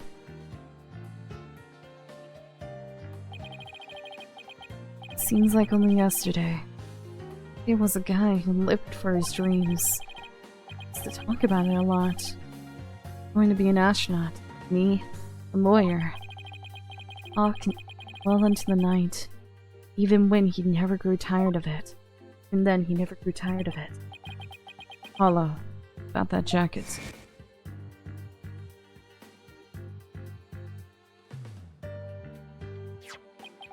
Oh. Place. Knew it. It's a special jacket that was only issued to members of the Hat Project. I'm able to get one of his own, since he's selected for the Hat-2 mission. He always looks so proud wearing it. But when his dream was finally coming true,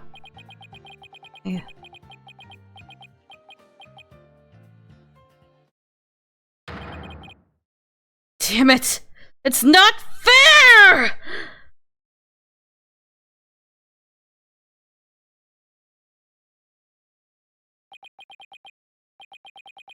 Apollo, you don't try to carry the burden all alone. Guess we were both unlucky. My own debut was a disaster. Guess you were right on some level. That trial a year and a half ago wasn't exactly the smoothest of starts. It was a rough time for me, but he refused to let me quit. You're fine, he'd say. Don't give up. Right during his screening exams, too. Couldn't have become a full-fledged lawyer without him. That you're fine of his. Why I'm still standing here today. Fine, huh? I'm fine. You're fine and I'm fine. Like your catchphrases, weren't they? Something like that. It brings peace. You're high. Mom passed accident. But you wouldn't show his sadness to anyone. One night, I found him crying all alone in the school courtyard.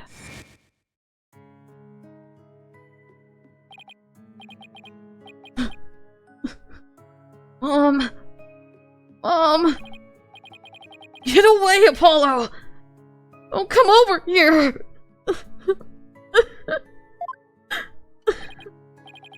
Hey, listen to me. I don't have a mother either. Huh?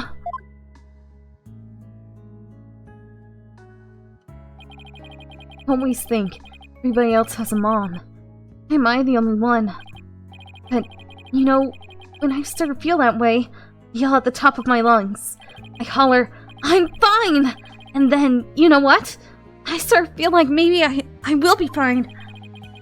Apollojustice is fine! Okay, Clay. Now it's your turn. Okay. Turian is fine! There you go. Now we're both fine. We're fine! We're fine! What are you laughing about? See? We're fine. You laugh first! I'm fine! You're fine! We're both fine!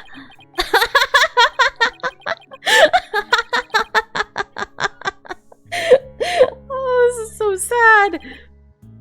Thanks, Apollo.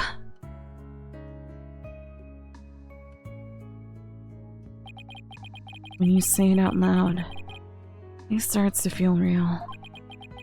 As long as you don't give up and keep on fighting, what we believed. As long as you don't give up. Wasn't there somebody else who said something similar? If I give in to my fear, I'll never find the truth. As long as I don't give up, I can keep up the fight. Clay called Mr. Starbuck his mentor, and looked up to him. Wonder if I can be a good role model for my staff like Mr. Starbuck. Sorry, Mr. But be taking a leave of absence. What?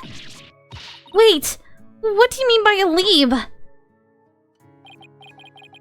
You're really serious. You at least give me a reason why. I put Clay's jacket on. Swore to him, not just kill her myself. But that's our goal too!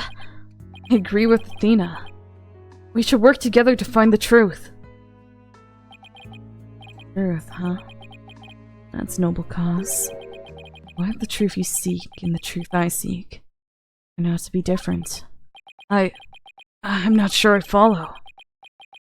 What are you saying, Apollo? I'm going to catch the person responsible for taking my friend's life. In my own way. Take good care of Mr. Starbuck for me. Now, must be going. Goodbye. What are you gonna do? Apollo! Apollo, what are you gonna do? Goodbye. Did you just say goodbye? I sense a lot of seething anger and hatred coming from him. And also, vision. Ah! He's not walking out on like us like this. I'm going to go talk some sense into him. Hold on, Athena. Apollo can believe what he wants. I believe he's wrong. Even if we take different paths, the truth you arrive at should be the same. I think the quicker we solve this case, the better it'll be for Apollo. Yeah, you're right, boss. Alright, that's enough for one day. Make sure you're ready for tomorrow's trial, okay? We're here right now. Apollo would say, I'm fine. Everything is fine. I just hope things really do turn out fine tomorrow.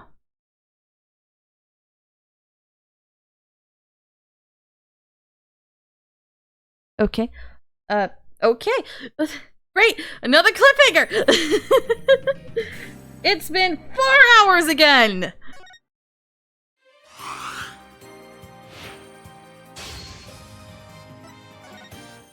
Saddening that they don't have his other costume. Clearly